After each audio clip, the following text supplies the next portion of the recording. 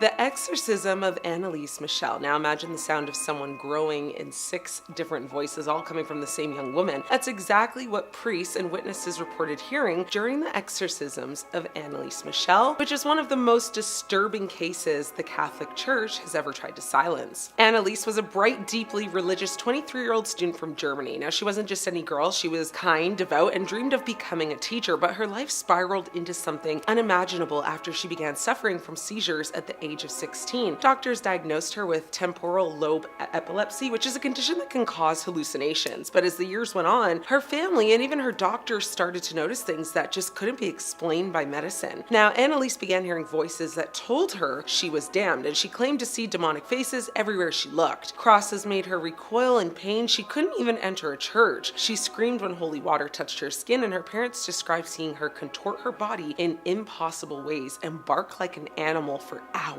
When priests were called in, they claimed she spoke fluent Latin, a language she had never studied, and identified herself as 6 different entities: Lucifer, Judas, Iscariot, Nero, Cain, a really bad guy who I can't talk about, and a disgraced priest named Fleischmann. Now, over 10 months, 2 priests performed 67 separate exorcisms, some lasting up to 4 hours as Annelise's body kind of withered away to less than 70 pounds. By the time she passed away in 1976, her knees were shattered from kneeling in prayer for so long. Her last words were heartbreaking. She whispered to her mother, "Mother, I'm afraid." Now, the church quietly buried the case, but tapes of her exorcisms with guttural growls, snarling laughter, and overlapping demonic voices leaked years later, terrifying anyone who heard them. The church still refuses to acknowledge her possession, labeling it a medical failure. But many priests who actually saw her firsthand swore there was something far darker than epilepsy inside her. The Exorcism of Roland Doe. Now, this is the true Exorcist. Now, if you've ever seen The Exorcist, you know how terrifying that film is. But what if I told you the real story behind it? It's even worse, and the church has kept most of it hidden. Well, in 1949, a 14-year-old boy known under the pseudonym Roland Doe, sometimes Robbie, began experiencing very bizarre, violent phenomena in Maryland. It started small scratching noises inside his bedroom walls, objects flying, off shelves, and his mattress began shaking violently at night. Then, very strange words began appearing on his skin, scratches that seemed to be written from the inside out. His family, desperate for answers, first sought help,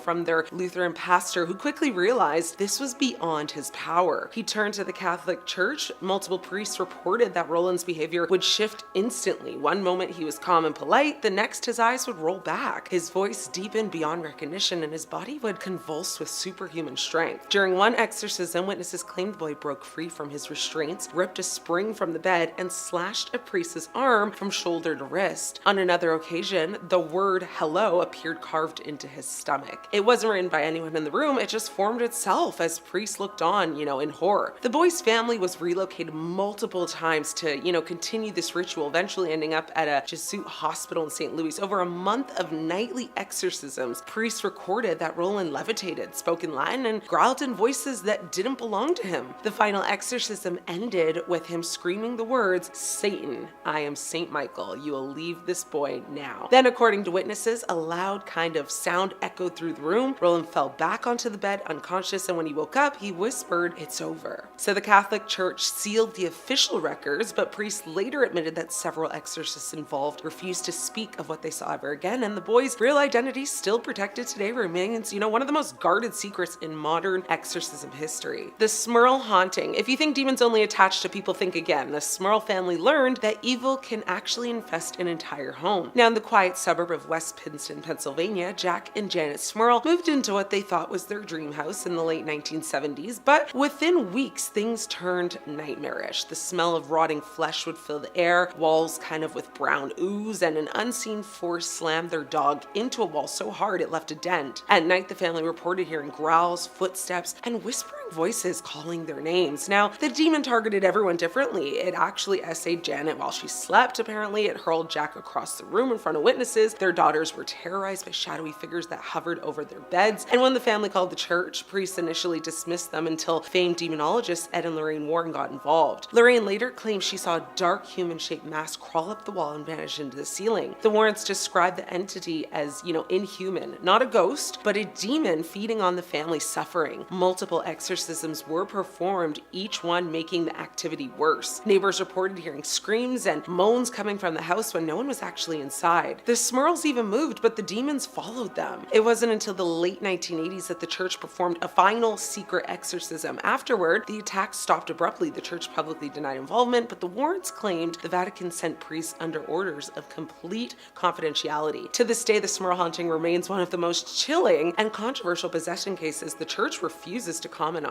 The Enfield poltergeist. Now, few cases in history have more witnesses, photos, and evidence, and yet the church still won't touch it. In 1977, single mother Peggy Hodgson and her 4 children began to experience a series of escalating paranormal events in their modest council house in Enfield, London. It began when Peggy's daughters heard knocking on the walls of their shared bedroom. Furniture slid across the floor on its own, toys flew through the air, and 11-year-old Janet was the center of it all. She began actually levitating in front of witnesses. British police officers, journalists, and psychic researchers all saw very unexplainable things firsthand. Janet would speak in a voice that was clearly not her own, deep, a male kind of voice, claiming to be the spirit of a man named Bill Wilkins. Now, he had passed away in the house years before that, but soon the activity grew a lot darker. Janet was seen being thrown from her bed by invisible hands, twisted in midair, and dragged across the room. Investigators reported extreme temperature drops and even bite marks that appeared out of nowhere. The local priest refused to continue visiting after one encounter left him violently ill. The church worried about public backlash and accusations of hysteria, so they declined to perform an exorcism. Instead, it actually distanced itself from the family. But recordings from the investigation, over 200 hours worth, still exist. They actually contain Janet's horrifying possession voice and the sound of furniture moving when no one was actually near it. Skeptics still debate whether the Enfield poltergeist was real or staged, but when dozens of independent witnesses, police, reporters, and neighbors, they all describe the same impossible things, it's very hard to call it fake at that point. The possession of David Glatzel and the devil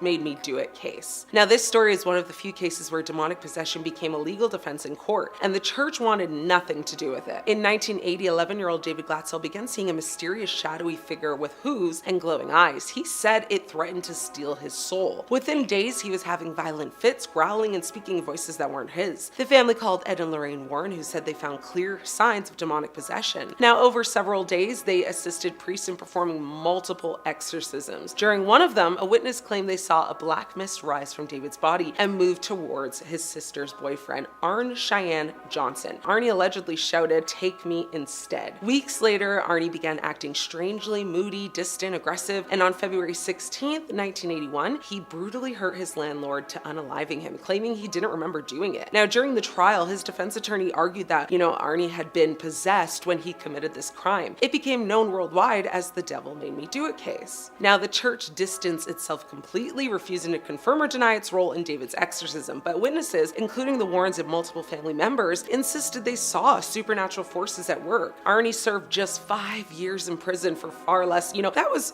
far less expected, and later he actually said he believed something truly evil had taken over him. The Vatican never commented on the case, and the original exorcism tapes have never been released. Some claim they, locked away in a church archives evidence, and some also claim that, they just don't want the world to hear it. The old Chattahoochee State Hospital. Patients swore they saw faceless figures crawling along the walls at night. Nurses whispered of children crying in empty wards, and even decades after the hospital's closure, trespassers have come out pale, shaken, and swearing they heard voices in the halls. The Chattahoochee State Hospital, also known as Florida State Hospital, was once considered progressive when it opened in the 19th century, but by the 20th century, it gained a reputation as one of the darkest psychiatric facilities in the South. Reports surfaced of overcrowding so severe that patients were crammed into filthy rooms, chained to beds, or locked away in padded cells. Electroshock therapy and lobotomies were used regularly. Thousands of patients lived, and many passed away inside its walls. When parts of the hospital were finally shut down, the silence was worse than the chaos. Paranormal investigators say the atmosphere is crushing, like the building itself wants you gone. Cold spots move through the halls, even in the Florida heat, and voices whisper help and leave on EVP recordings. The underground tunnels once used to discreetly transport patients, are considered the most terrifying. People who step inside describe overwhelming nausea, headaches, and in some cases, scratches appearing on their skin. Former staff have admitted that they themselves refuse to enter certain wards alone, even in broad daylight. Shadowy figures crossing hallways, objects moving on their own, and the constant feeling of being followed are so common that even skeptics walk out uneasy. Would you visit this place? Let me know.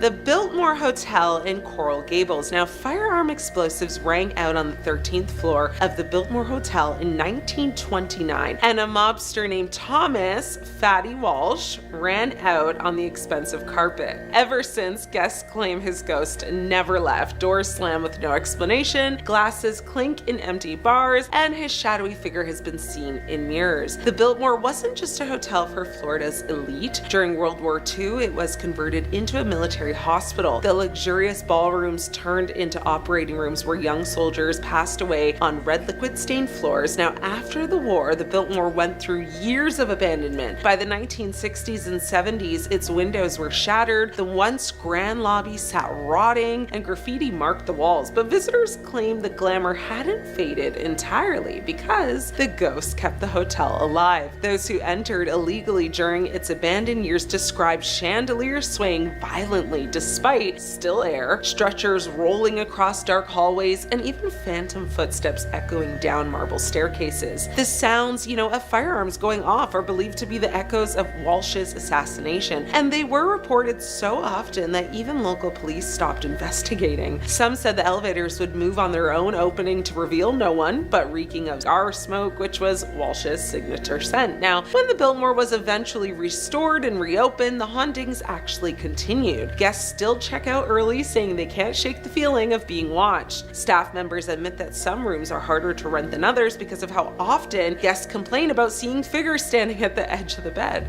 That's terrifying. The Devil's School in Jacksonville. Now, they call it the Devil's School for a reason. Teens dared each other to break inside only to come running out screaming. Stories spread of a headless janitor who still roams the halls, children's screams echoing from the burned out basement, and satanic rituals performed inside the gymnasium. The real name of the school was Annie Lytle Elementary, built in 1917. Now, when it first opened, it was a proud, grand building with arched windows and a reputation as one of Jacksonville's most impressive schools. But by the 1960s, it had fallen into disrepair. Now, the neighborhood deteriorated, attendance dropped, and eventually the school was just shuttered. Now, once the children were gone, that's when the legends began. Locals whispered about satanic cults meeting there, and graffiti of, pentagrams and strange symbols appeared overnight. Homeless squatters claimed they were chased out by unseen forces. Fires broke out inside with no explanation at all, leading some to believe the building itself was just cursed. Paranormal investigators captured EVP recordings of children's laughter and cries for help despite the building being empty for decades.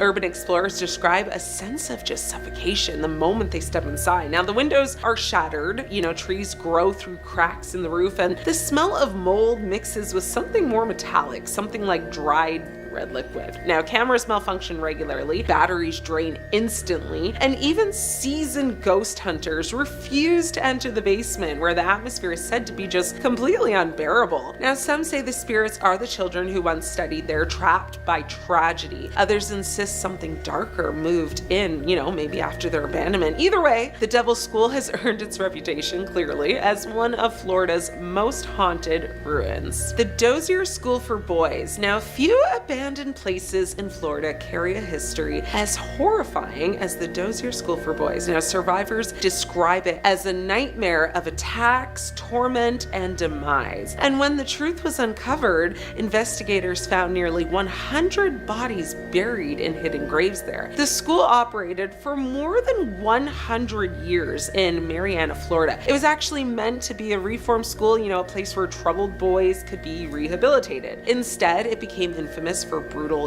attacks, forced labor, and very cruel punishments. Former students, describe being taken to a small white building known as the White House, where guards whipped them until, they were leaking, of red liquid, which we know what that is. Sometimes until they actually lost consciousness. Now, some boys never came out at all. When the state finally investigated in the 2000s, they discovered a secret graveyard. Dozens of unmarked graves held the remains of boys who had disappeared. Many were never identified, their families never told the truth, so we don't know who these boys are. Today, the school remains, it stands as one of the darkest abandoned places in not only Florida, but all of America. Paranormal reports are overwhelming, disembodied voices, chains dragging across the ground, and cries in the distance. Some visitors claim they've been touched or even grabbed by invisible hands. EVP recordings capture chilling words like help and stop and please don't leave. Even skeptics admit the site feels very cursed. Investigators describe heavy, very oppressive air that grows worse near that whole, White House building. Cameras often pick up orbs as well, streaks of light and shadows moving where no one is even standing. Survivors say it doesn't surprise them. The boys who passed away there never got any justice at all. So of course, their spirits may still be crying out for help. Stiltsville in Biscayne Bay. Now, in the middle of Biscayne Bay, 7 ghostly houses balance on wooden stilts above the water. Once, they were actually alive with illegal gambling, wild parties, and mafia connections, which sounds kind of fun, right? Not really. Today, they're silent ruins. Locals say the ghosts of Stiltsville haven't left. They're still there partying in the dark.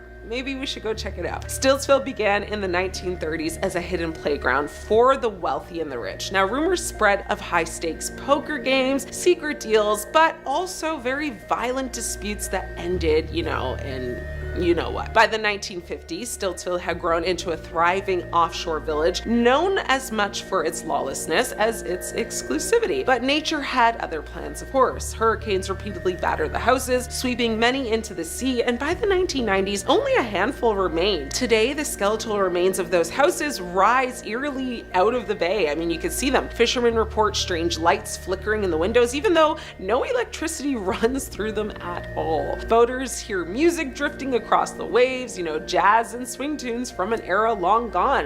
They're still partying there. Some claim they've seen figures standing on the docks kind of waving, only to vanish as the boat draws closer. Paranormal investigators believe the energy of Stiltsville comes from the combination of its violent past and its watery graveyard of ruined homes. Some boats have reported being, chased down by glowing lights at night, as if something is still kind of guarding the bay there. The location is remote and isolated, which of course only adds to its ghostly aura. To this day, few dare to explore the houses after dark. So let me know. Demon House, the Latoya Ammons case. A child was filmed walking backwards up a hospital wall, flipping over and landing on his feet. That was the moment a team of social workers and nurses stopped laughing at the Ammons family's claims and started calling in priests. In 2011, Latoya Ammons moved into a small rental home in Gary, Indiana, with her mother and 3 kids. From the start, things felt very wrong. Black flies swarmed their porch in the still of winter, shadows moved across the walls at night, then it escalated. Loud footsteps, disembodied voices, and strange oil-like substances dripping from blinds and doors. Her children began acting possessed. One son growled in a deep, unnatural voice and lifted off the ground floating. Another was taken to the hospital, and in front of social workers and doctors, he supposedly ran backwards up the wall to the ceiling. Multiple witnesses signed official reports saying they saw it themselves. The case caught the attention of the police, clergy, and media. Local police officers visited the house reporting strange voices on their recorders, malfunctions in their equipment, and even feelings of being watched. Priests were called to bless the house and later perform exorcisms on Latoya and her children.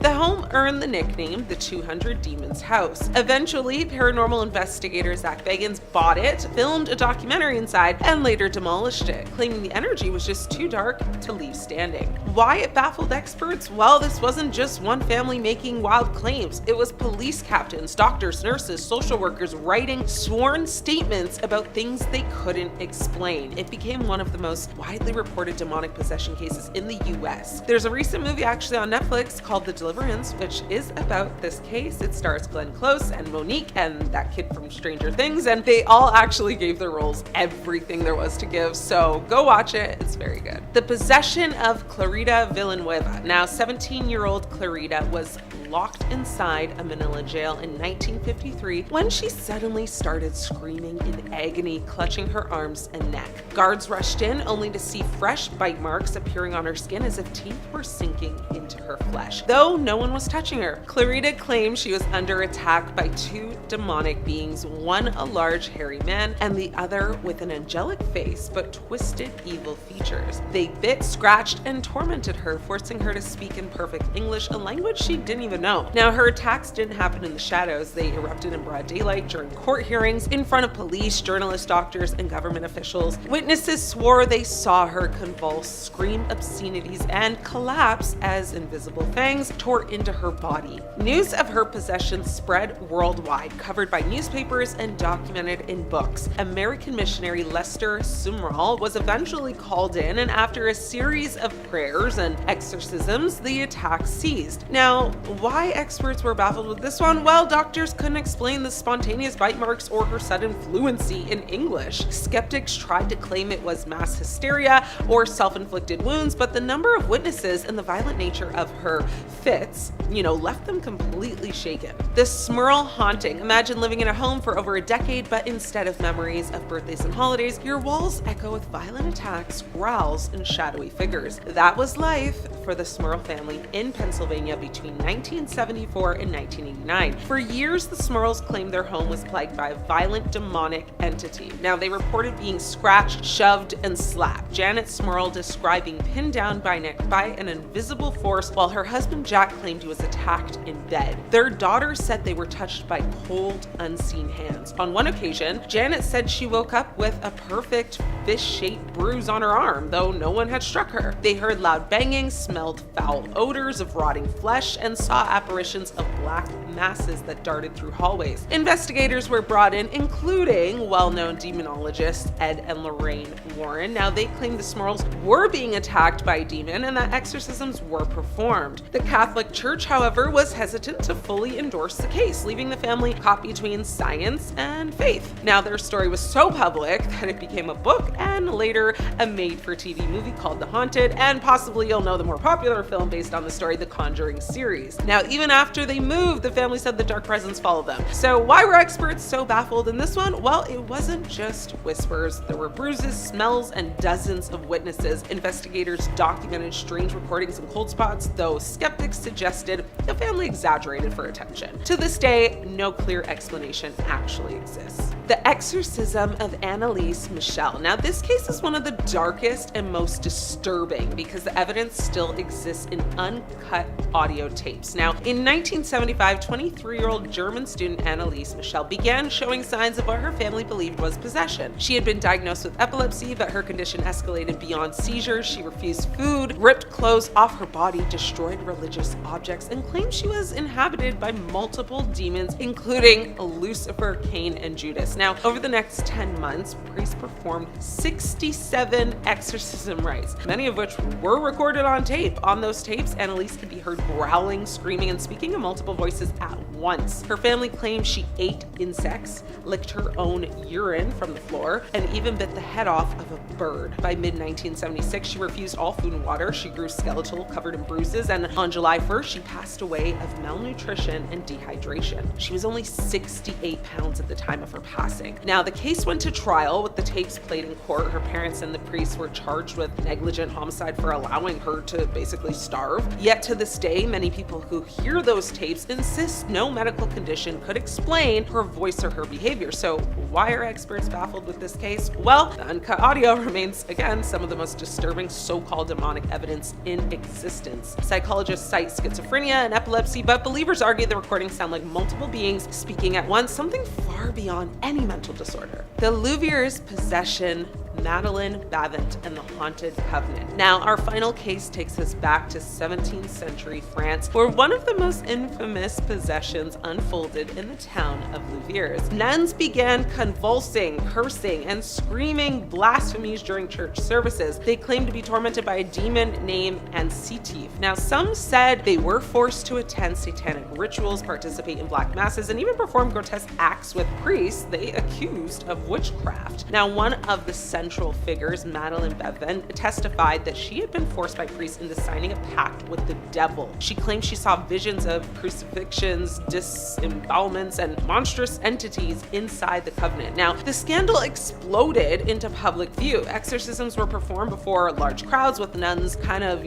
writing on the floor, speaking in strange voices, and making claims of demonic marriages. Officials recorded the confessions and used them as evidence in witch trials. Though skeptics argued these possessions were mass hysteria combined with religious and political manipulation, the details remain deeply unsettling. The transcripts describe scenes that even modern horror movies would hesitate to show. So again, and lastly, why experts are baffled in this one? Well, it's because these weren't a handful of villagers in a dark corner. They were educated nuns, priests, and public officials in a structured religious environment. The convulsions, accusations, and so-called uncut confessions kind of became one of the best documented cases of mass demonic possession in history. These stories share a common thread: multiple witnesses, official reports, physical evidence, and recordings that still leave people unsettled and play rent-free in your minds. Whether you see them as mental illness, hysteria, or true encounters with evil, one thing is undeniable: the raw, uncut details have baffled experts for decades. And the question lingers: if even one of these cases,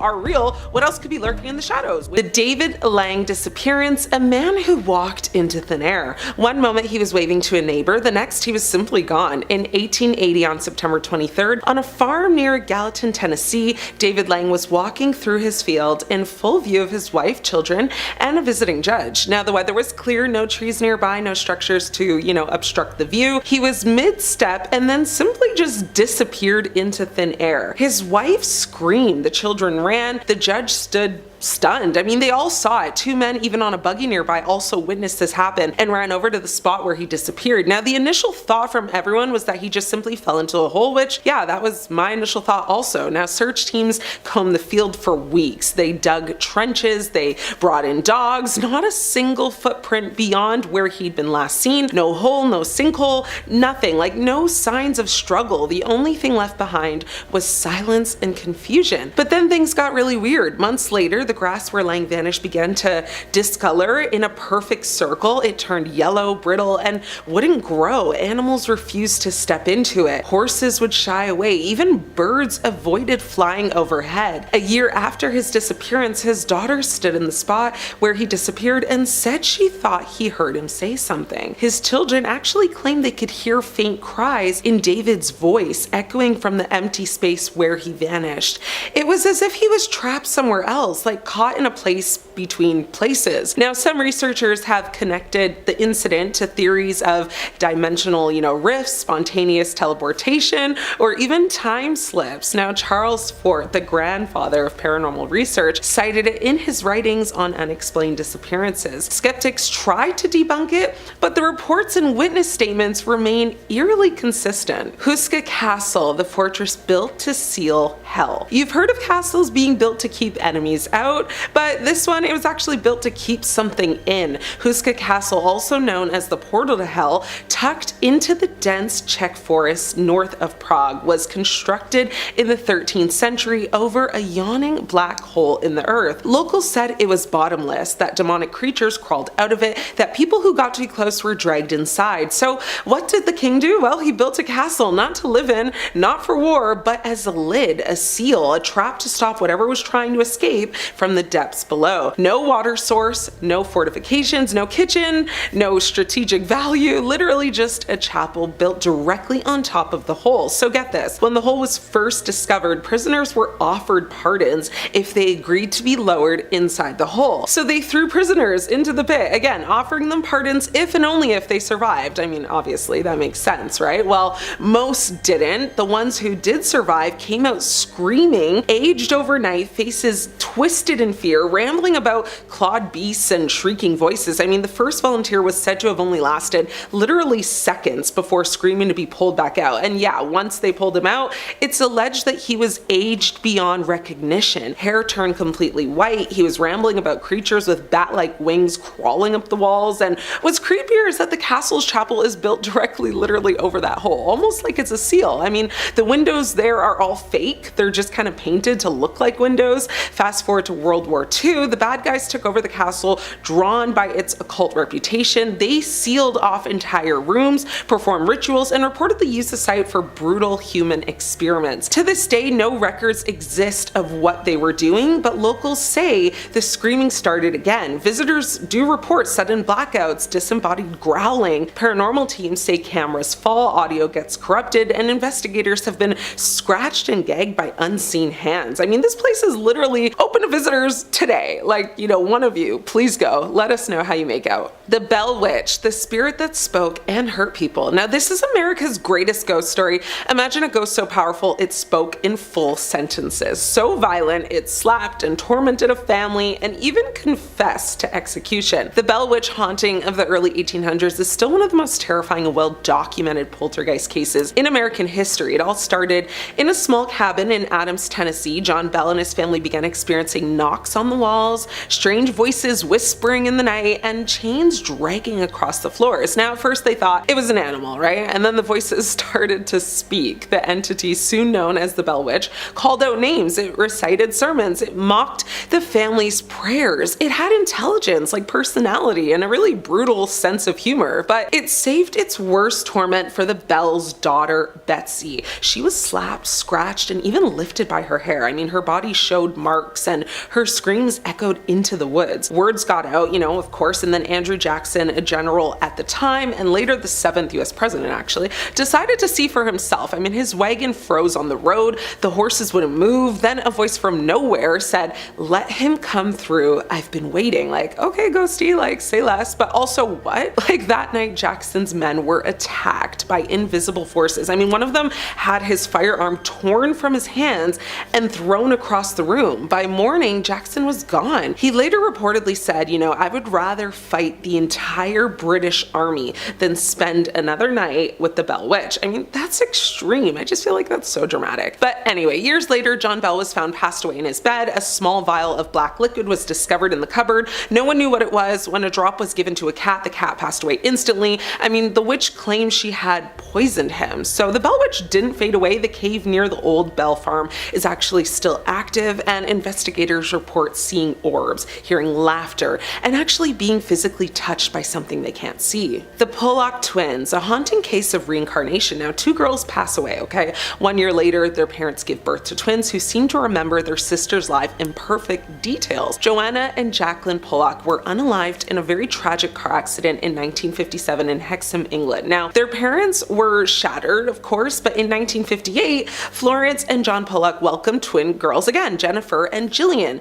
That's when things got really weird. From an early age, the twins began to talk about their passed on sisters. They asked for toys that belonged to Joanna and Jacqueline without actually being told the toys even existed. They remembered the names of classmates and locations in a town they never visited. Jillian once pointed at a school and said, "That's where I used to go." Jennifer had birthmarks identical to Jacqueline's scars. At 4 years old, the twins passed the crash site and started screaming. They clung to each other, crying. I mean, you know, the car, it's coming to get us. Their parents were stunned. They hadn't spoken about the accident. They haven't even told them about their sisters, period. They had moved towns to avoid the trauma altogether. No one had told the girls anything. Even creepier, Jennifer would speak in Jacqueline's tone and handwriting. The girls would act out scenes from their sisters' lives, but by the age of 5, the memories began to fade slowly, you know, as if the connection was slipping away. Now, Dr. Ian Stevenson, a really respected psychiatrist who studied over 2,000 reincarnation cases, investigated the twins in person. He concluded it was one of the most compelling cases he had ever seen. I mean, the twins had no psychiatric conditions, there was no coaching, and their knowledge could not be explained. I mean, the story remains one of the strongest pieces of reincarnation evidence to date. The Dyatlov Pass incident, a mystery buried in ice. 9 very seasoned hikers went into the Russian mountains. Now, what was found weeks later still haunts the world today. In 1959, a group of experienced Soviet hikers led by Igor Dyatlov trekked into the snowy wilderness of the mountains. Now, their goal was to reach Mount odorant. But something went horribly wrong. When rescue teams finally found their campsite, the hiker's tent had been slashed open from the inside. Now, footprints led away barefoot in the snow into like sub-zero temperatures. Their bodies were scattered across the landscape, some frozen in poses of terror. But it wasn't just hypothermia. One hiker had a crushed skull, two had shattered ribs, injuries equivalent to a car crash, but no external wounds. One woman's tongue and eyes were missing. Their clothes contained strange burns and tested positive for radiation. I mean, even stranger, they had orange skin, white hair, and some of the hikers' watches had all stopped. But get this, like at the exact same time. For decades, theories have ranged from, infrasound like induced panic to secret Soviet weapons testing to avalanche cover-ups to alien abduction. But the Russian government's official ruling, well, a compelling natural force. No further explanation? Sure, Jan. But no natural force explains crushed bones without bruises or radiation on clothing or why seasoned hikers would rip open their own tent in a blizzard and flee barefoot into the night. I mean, this one is the most studied and disturbing mysteries of the 20th century, and to this day, no one really knows what happened. The Waverly Hills Sanatorium, now Waverly Hills Sanatorium located in Louisville, Kentucky, was open to house the growing number of tuberculosis patients. Due to a lack of medical knowledge at the time, patients were kept outside year-round for fresh air, and many had their lungs surgically removed. It is known as one of the most haunted places on Earth, with countless reports of paranormal activity. One person actually shared their experience working there and said, "I worked in the sanatorium for a while, and a lot of residents always,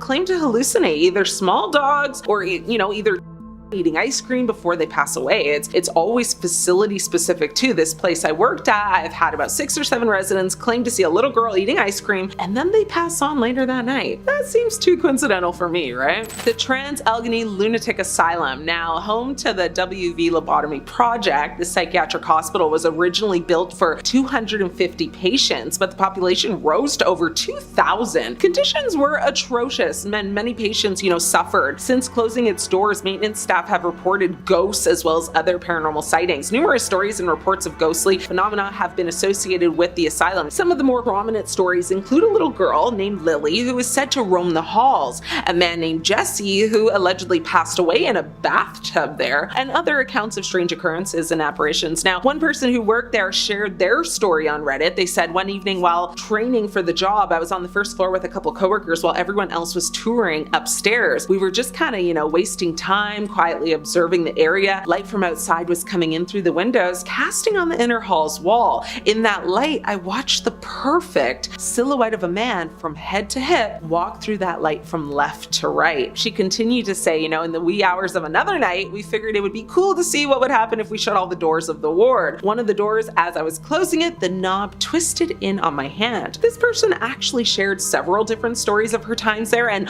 all of the paranormal stuff that actually went down. And a lot of the comment section was people just sharing their own stories of times that they took a tour there. It's still actually available for tours, so if this has piqued your interest, go book a visit if you dare. Utica State Hospital, New York's first state-run psychiatric facility built in 1843, was characterized by its grandiose revival architecture, but it was not as glamorous as it looked. It is known for the invention of the Utica crib, which is a cage-like bed that was used to restrain patients. Now, those who have explored the facility since its closing have reported hearing screams and seeing faces in the windows. People who have explored the facility both during its active years and after its closure have reported experiencing just other unsettling phenomena as well, that is basically unexplainable. One visitor said they went and heard nothing but weeping and sobbing, which is a common thing apparently. Most people have heard this as well. Now, most have said this place just feels like lingering spirits, and have felt kind of hands brush against them. Most people said they were skeptics before visiting Utica, but now they are full-blown believers. The Danvers State Hospital, built on the same grounds where the Salem witch trials occurred, Danvers State Hospital possesses a very rich history of paranormal lore. It was originally intended to treat the mentally ill with respect and compassion, but this facility quickly became overcrowded and conditions deteriorated. It is said that Arkham Asylum from Batman was based on this institution. Now, the hospital's history of mistreatment, neglect, and trauma is believed to have left a very lasting impact on the land. Even in passing, the patients were not treated with dignity, with many headstones only having numbers instead of names. Now, the immense suffering of the patients is thought to have lingered, contributing to the ghostly activity there. Visitors report a variety of paranormal experiences like screaming, banging, and crying, apparitions and disembodied voices, particularly in the cemeteries there. Now, deep black shadows and grayish mists there also. Many people have said just an overall sensation of being watched or followed. The two cemeteries on the property are considered hotspots for paranormal activity, with apparitions and voices just being the most common reports there. Alton Mental Health Center. Now, the Alton Mental Health Center in Illinois is the only facility on this list still in operation today. Once home to cold water treatment, electroshock therapy, and lobotomies, this hospital is notorious for its mistreatment of patients. Like many other hospitals of the time, the hospital was also a working farm. It was believed that the work and responsibility was necessary in the treatment of mental health crises. Now, Alton State Hospital became well known for its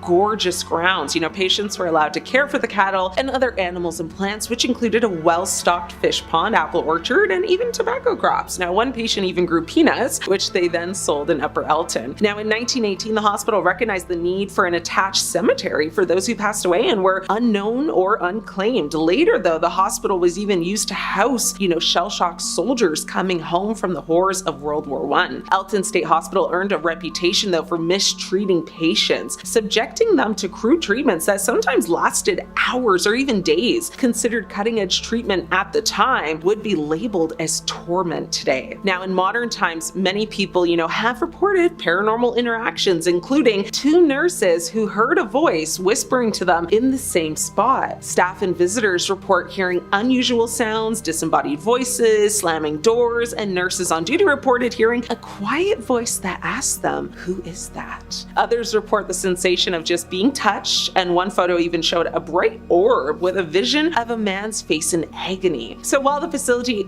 is still operational today, ghost investigators who managed to visit are told by spirits to get out, promptly being pushed out of the room. Rolling Hills Asylum, located in upstate New York, Rolling Hills Asylum was originally known as the Genesee County Poor Farm. Established in 1827, the Genesee County Poorhouse, originally a working farm, soon became a refuge for some of society's less fortunate. Widows and orphans mingled with the mentally ill, and the unclaimed passed on were buried on the property. With over 1,700 documented demises and hundreds not recorded, it's no wonder, Haunted North America rated it as the second most haunted site in the United States. Throughout its history, it's operated as an orphanage, infirmary, sanatorium, and a nursing home. Now, thousands of unmarked bodies are buried here, and the facility has been featured on many TV shows. Today, it is part of the Haunted History Trail of New York State. One person did share their experience visiting on Reddit and said, "My fiance took me on a 6-hour unguided ghost hunt for my birthday at Rolling Hills Asylum. These photos were taken right when we began our investigation at 8:41 p.m. They have timestamps. I was walking down the first floor hallway past the infamous ramps. Out of the corner of my eye, I thought I saw someone peek their head out of a room. I checked in the room assuming it was probably someone else exploring. I was alone. I stopped and snapped some pictures after I reviewed the photos later on in the night and realized I had caught a shadow in the doorway. I saw someone poking their head out. Ooh, that gave me chills." Eloise Psychiatric Hospital. Like Rolling Hills, Eloise Psychiatric Hospital was originally a poorhouse located in Wayne County, Michigan. It grew, to become a massive complex with over 50 buildings. It housed a variety of patients, including those with mental illnesses and chronic medical conditions. The hospital was known for its often very brutal and inhumane treatments, including lobotomies, hydrotherapy, and other methods that are now considered unethical. Ghost stories have plagued its reputation, and human remains have been found in jars on the premises. Widely accepted by locals to be haunted, it was sold to basically create a new housing complex in 2018. Many people, including those who have worked at or investigated the property, have reported experiencing paranormal, experiences such as seeing ghosts, hearing whispers, witnessing objects moving on their own. So, the Eloise Asylum has been transformed now into a haunted attraction, offering tours and escape room experiences that, leverage the building's reputation for paranormal activity. The asylum is currently actually being considered for a $4 million renovation, with plans to convert it into a haunted hotel, which further emphasizes this reputation as a haunted location. The case of Kenneth Anger, the Hollywood occultist. Now, Kenneth Anger, an underground filmmaker in 1960s Hollywood, known for his films like Fireworks and Scorpion Scorpio Rising, as well as his book Hollywood Babylon, was a self-proclaimed occultist, drawing inspiration from Aleister Crowley's Thelema and exploring themes of transgression and the dark side of Hollywood. He was actually quite obsessed with Aleister Crowley, who infamously called himself the B666. Anger wasn't just a fan, he followed Crowley's rituals, studied his books, and conducted real summoning ceremonies. Now, one of his closest collaborators, Bobby Beausoleil, claimed Anger attempted to summon the demon Lucifer during one of their ritual film shoots in the desert.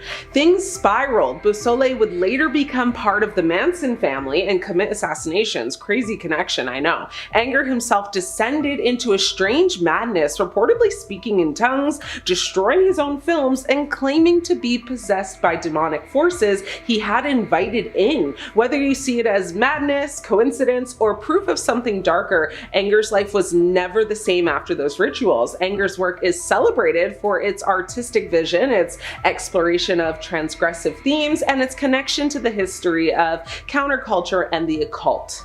The Exorcism of Anna Ecklund. Now, the girl who invited it in, Anna Ecklund, which was actually a pseudonym for Emma Schmidt, was a young American woman in the early 20th century who reportedly became possessed after experimenting with occult practices encouraged by her aunt, who was said to be practicing witchcraft. Now, this is an urban legend. Her 1928 exorcism in Iowa is one of the most thoroughly documented in the Catholic Church history. She alleged, demonic possession and exorcism occurred over several decades, culminating in an extensive exorcism that lasted from August 18th to December 23rd, 1928 in Erling, Iowa. Now, Ecklund was said to have exhibited symptoms, akin to possession beginning at age 14 and was 46 years old during her final exorcism by Father Theophilus Resinger, a Roman Catholic priest. Now, witnesses, claimed Anna levitated, spoke languages she had never learned, and exhibited unnatural strength. For 23 days, priests performed rites to banish what they said were multiple demons, including Beelzebub and Judas Iscariot. Now, according to records, Anna had tried to summon a spirit to communicate with her deceased mother. What she got was something else entirely. She survived, but never fully recovered. Her case was cited for decades as a warning against dabbling in summoning or spiritualism. Now, Ecklund's case is considered by theology and paranormal scholars to be one of the most abundantly documented cases of possession in the 20th century, including a profile in a 1936 issue of Time magazine. The Charlie Charlie Challenge. In 2015, a viral game called the Charlie Charlie Challenge swept the internet. Teenagers everywhere were placing pencils on paper and calling on Charlie, a supposed Mexican demon or spirit. Now, this game / internet urban legend of sudden and inexplicable popularity surged to the top of the global social media charts after kicking around on the Spanish language internet for much of eternity. Now, as of me even saying this right now, hashtag Charlie Charlie Challenge has been tweeted more than 1.6 million times. More people are Googling Charlie Charlie than virtually any other news event. Now, while it's hard to pin down an exact country of origin, Charlie Charlie has a long history as a schoolyard game in the Spanish-speaking world. Traditionally, this version with the cross pencils was called the Juego de la Lapicera, a term that still turns up lots of creepy stuff on Google, and Charlie Charlie was a distinct game played with colored pencils. At some point in their internet and playground travels, the two games seem to have merged. In either case, both have always had a demonic or supernatural connotations. One site calls La Picera the poor man's Ouija board. Now, most teens trying Charlie Charlie laughed it off as just harmless fun until one incident in the Dominican Republic. A group of students performed the challenge at school. One girl began screaming uncontrollably, claiming she couldn't move her body. Several others fainted or started vomiting. Paramedics were called. Local authorities, declared a temporary school shutdown, saying the children were suffering from mass, hysteria. But priests were brought in as well. A few of the children were never the same after that. Some refused to sleep indoors, claiming something was watching them. One even attempted to take their own life weeks later, saying, "Charlie won't let me go." It was easy to dismiss at first, but the deeper you dig, the more similar reports you find across Latin America during that period. The Demon of Loftus. Now, this is the visitor that never left. The history of Loftus Hall, a large mansion house that's located along the Hook Peninsula, goes back through the centuries. You know, the original hall was built in 1350 by the Redmond family during the time of the Black Death. Now, it was known as Redmond Hall until the 1650s when it was given to English planters, the Loftus family, and from then on was known as Loftus Hall. Now, Loftus Hall is rumored to be, you know, Ireland's most haunted house. The large country house is built on the site where the original Redmond Hall was once located. People believe that the hall was visited by the devil himself, but his presence is not the only one that wanders the halls of this impressive building. You know, in the 18th century in Ireland's Loftus Hall, a noble family received a very mysterious visitor.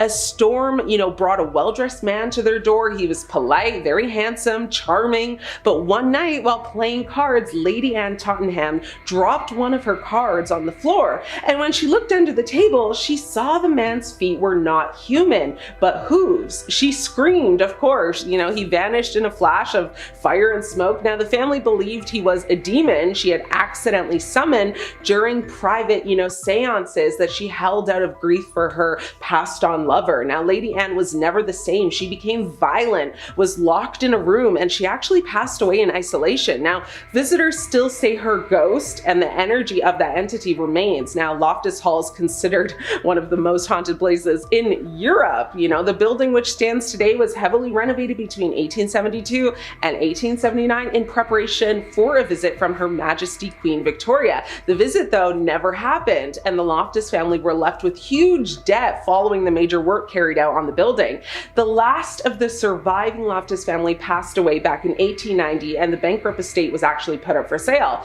In 2011, the house was sold to its current owners, the Quigley family. Now, the family have secured the structure and are, you know, regenerating the walled gardens, the courtyard, and house to ensure the future of the Loftus Halls for the next generations. The Diary of Jake McKinnon, a Reddit ritual that went terribly wrong. In 2018, a Reddit user under the handle MCK_Jake posted a series of updates in the r-no sleep community about a summoning ritual he claimed to be trying. It started off as fiction, or so it seemed. He said he was following a grimoire, you know, that he bought on the dark web, trying to summon a demon named Turan. The first few posts were funny, but then the tone shifted. He claimed the lights in his apartment would flicker, objects would move on their own, and he just couldn't sleep. In one video, you could see a shadowy figure pass behind him. Now, the final post said, "I messed up. I didn't bind it. I didn't follow the rules. I don't know how to send it back." Jake McKinnon's account went dark after that. A user tried to track him down through IP logs and emails,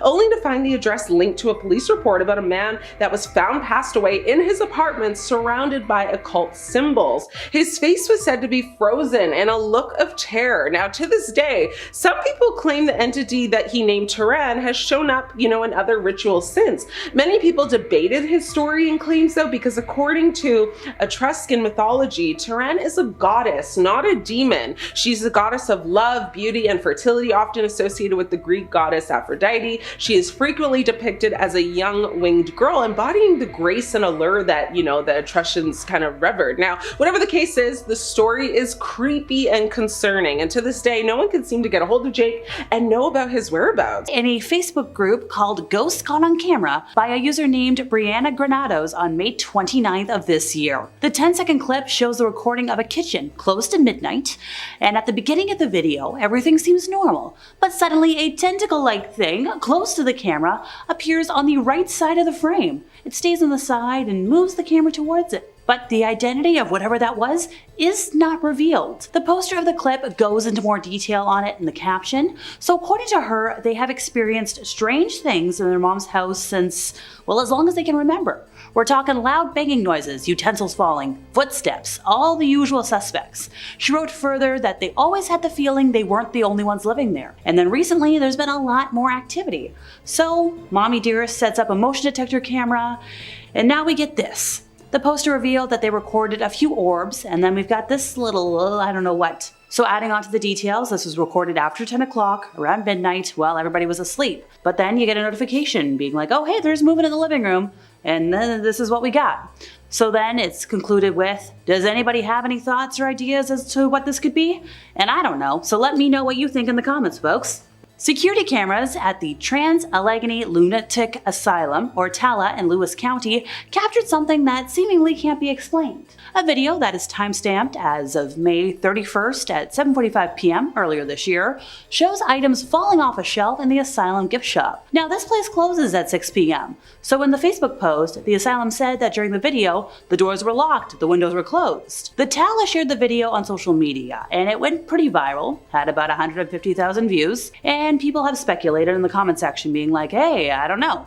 Some folks think this is a definite sign of the paranormal. Everybody else is like, hey, great marketing stunt. The TALA, formerly known as the Old Weston State Hospital, was a treatment center for mentally ill patients. It was open from 1864 to 1994. Originally built to house about 250 people, at its peak in the 1950s, 2,400 people were housed there, and thousands are now buried in the cemetery in unmarked graves. Turns out there's a lot of speculation about possible paranormal activity at the hospital. There's ghost tours, there's private ghost hunts, and around Halloween they've got one of the most well-known haunted house experiences in West Virginia. Well, outside of the theme parks. Back in 2022, there was a news station that interviewed TikTok famous ghost hunter, Kalani Ghost Hunter, after he visited the asylum, and he's like, yeah, even if you don't believe in the paranormal, apparently this place is super creepy. Also, it's pretty cool with architecture, because it is considered the largest hand-cut masonry building in North America. But still, that many ghosts? I don't know if I want to go there or if I want to avoid it. Uploaded on September 1st, so just recently, this next footage was apparently caught on a surveillance camera directed at the corridor outside a public housing site. So if we look in the background, you can see a public bus. We loved public transport. And the video, which apparently showed a Friday 10 p.m.'s timestamp, indicating it is a real-time recording, well, it gives us a clear view of the dim corridor devoid of any activity at night. The caption of the video says that their parcel was delivered, and then they checked, but the parcel's not there. So then they watched the CCTV playback, and they're like, oh, what's going on? And then the in-video caption added, please tell me it isn't just me seeing things. So as the video continues to play, strange things begin to get captured on camera. So at first, the package that was apparently delivered and left on top of a stack of recycling boxes and shoe rack suddenly fell to the ground without any reason. And then within seconds, a shadowy figure materialized, even though it was barely noticeable. Its shape could be faintly made out, but only when it moved, and it contrasted with the white wall along the corridor. So when the video is slowed down, it appears to be an apparition of sorts. But as soon as it materializes, it disappears. So after the footage appeared to distort on screen for a split second, the package on the ground zipped away from the camera, like it had a life of its own. And then the video ends. And also the account that posted the video didn't give us any other information. So, good package, good mail. Driving down an empty road at night can be creepy enough as it is. The last thing you need is a supernatural element added into the equation. But hey, who's gonna tell a ghost what to do? So one poor woman from Fresno was forced to deal with it when she appeared to have a ghostly sighting on January 22nd. Thankfully, she's got the footage, so everybody, including me, you, whoever else, we get to comment on it. So she shared the video after seeing the ghost while on her drive home from Table Mountain Casino, and she recorded it because, well, there was fog patches on the road. If you get into an accident, you want the insurance. As the car made its way around a long bend, what looked like a transparent figure suddenly appeared in the middle of the road and took a few steps towards the other lane. But then just as quickly as it appeared, the ghostly figure disappeared once again into the night as the car continued to approach. So the caption on the video reads, y'all see that? The sighting took place at approximately 8:50 p.m. along Friant Road. Turns out it's a road that's been the site of numerous fatal accidents over the years. Just last year, a woman died after her car collided with a tow truck at around 1 a.m. at that crazy intersection. Also last year, a 50-year-old doctor and his wife died after crashing into a tree. So according to experts, legend suggests that the ghost of a former police officer patrols the road and pulls over cars to warn them about potential accidents. Because turns out, this officer is believed to have died on a stretch of the road in a car crash. So after people saw the footage of this latest ghostly sighting online, they had opinions. Somebody was like, yeah, that's definitely a ghost. And then somebody else was like, yeah, I've seen and heard many ghosts on that road. But then you've got the skeptics, because we gotta have some skeptics today. Somebody was like, oh, that's just dust kicked up by a breeze, or an oncoming car light reflecting fog. Look, some folks think the footage might even be edited, but whatever the explanation for the footage, it definitely serves as a good reminder to, hey, be careful when you're driving. Just keep an eye out. Use your eyes, folks. Life after death is one of these several mysteries that have consistently generated human curiosity for generations. Some believe in the existence of the soul after death, while others think that the soul of a dead family member wanders around, near and dear for a few days, even though there's no scientific proof. I believe it. I've had signs. CCTV footage from Michigan back in May created a stir on social media. Why? Well, we could see a ghostly figure appearing to be hovering over and staring at a sleeping person. So according to the report, a mysterious figure was captured on one of the security cameras of John Kripke, a Michigan resident, at his 100-year-old farmhouse. And the incident occurred a month following the death of the sleeping human grandfather. So the scary picture features a ghostly figure hovering over the youngest son, who's asleep on the floor. Now the figure was only captured by one of the cameras installed in the house, one that only takes snapshots instead of recording video. So Kripke shared the image on Facebook, and he's like, I don't know what I got. Literally said, I'm not sure what this is, but one of my inside cameras picked it up. Unfortunately, the inside system does not go into video mode, just snapshots of movement and sound. And to their knowledge, they've never been contacted from the other side or had any strange things happen to them in their house. But they live in a 100-year-old farmhouse, and they're like, yeah, I thought this was interesting. So once again, it hit the Facebook group, Ghost Caught on Camera, and folks have opinions. And mixed opinions at that. Well, a lot of folks believe it to be a spirit. Somebody else is like, maybe it's just a smudge on the camera. And other folks are like, maybe just get out of town. One of the users wrote that he looks like a gentleman, seeing as he's wearing a cap, and it seems like he is looking at the sun. They literally said, it looks like a gentleman, you can see the outline of his body, head, shoulders, arms, and he's wearing a hat. Another user thought it to be an elderly woman because of the kind of coat the spirit is wearing. And then somebody else was like, look, the face is so blurred, nothing is clear. What can you know? The Anelise Michelle case. Now, this case is one of the most controversial cases in modern history. Anelise was a German woman born in 1952 who underwent 67 Catholic exorcism rites over a period of 9 months and during the year before her demise. She passed due to malnutrition, for which her parents and priests were convicted of negligent homicide. Now, she was actually diagnosed with epileptic psychosis and had a history of psychiatric treatment that proved ineffective. By the time that she was 20, she had become intolerant of various religious objects and began to hear voices. Her condition worsened despite medication, and she became despondent, also displaying other symptoms for which she took medication as well. Now, after taking psychiatric medications for 5 years that failed to actually improve her symptoms, Michelle and her family became convinced she was possessed by a demon. As a result, her family appealed to the Catholic Church for an exorcism. While rejected at first, 2 priests got permission from the local bishop in 1975. Now, the priests began performing exorcisms and the family stopped consulting doctors. They believed she was being possessed by 6 different demons, with one of them actually being Lucifer.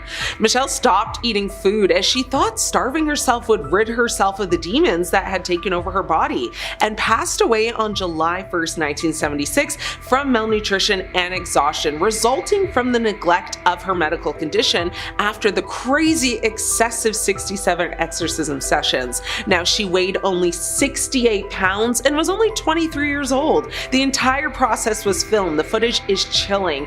Anelise sits quietly before letting out a sudden blood-curdling scream and vomiting a thick black substance. Her face appears to morph, her eyes losing their whites entirely. At one point, a mirror in the room shatters on its own, cutting her cheek, and she laughs, smearing the liquid across her face, whispering, "Now I am whole." The audio you can listen to yourself. It's quite scary. You can't make out everything she says. It's really hard to dissect it, but it's worth listening to if it's piqued your interest. Now, the church immediately confiscated the tapes, of course. A local reporter claimed to have seen a copy and described a section where Anelise speaks in a deceased relative's voice, complete with matching tone and cadence. Now, that journalist disappeared 3 months later. The footage remains locked in a church vault in Madrid with no known copies confirmed to exist, though many claim to have seen snippets in lost VHS tapes passed around in the 90s. The case, of course, sparked controversy and highlighted the need for careful consideration when dealing with cases of apparent demonic possession,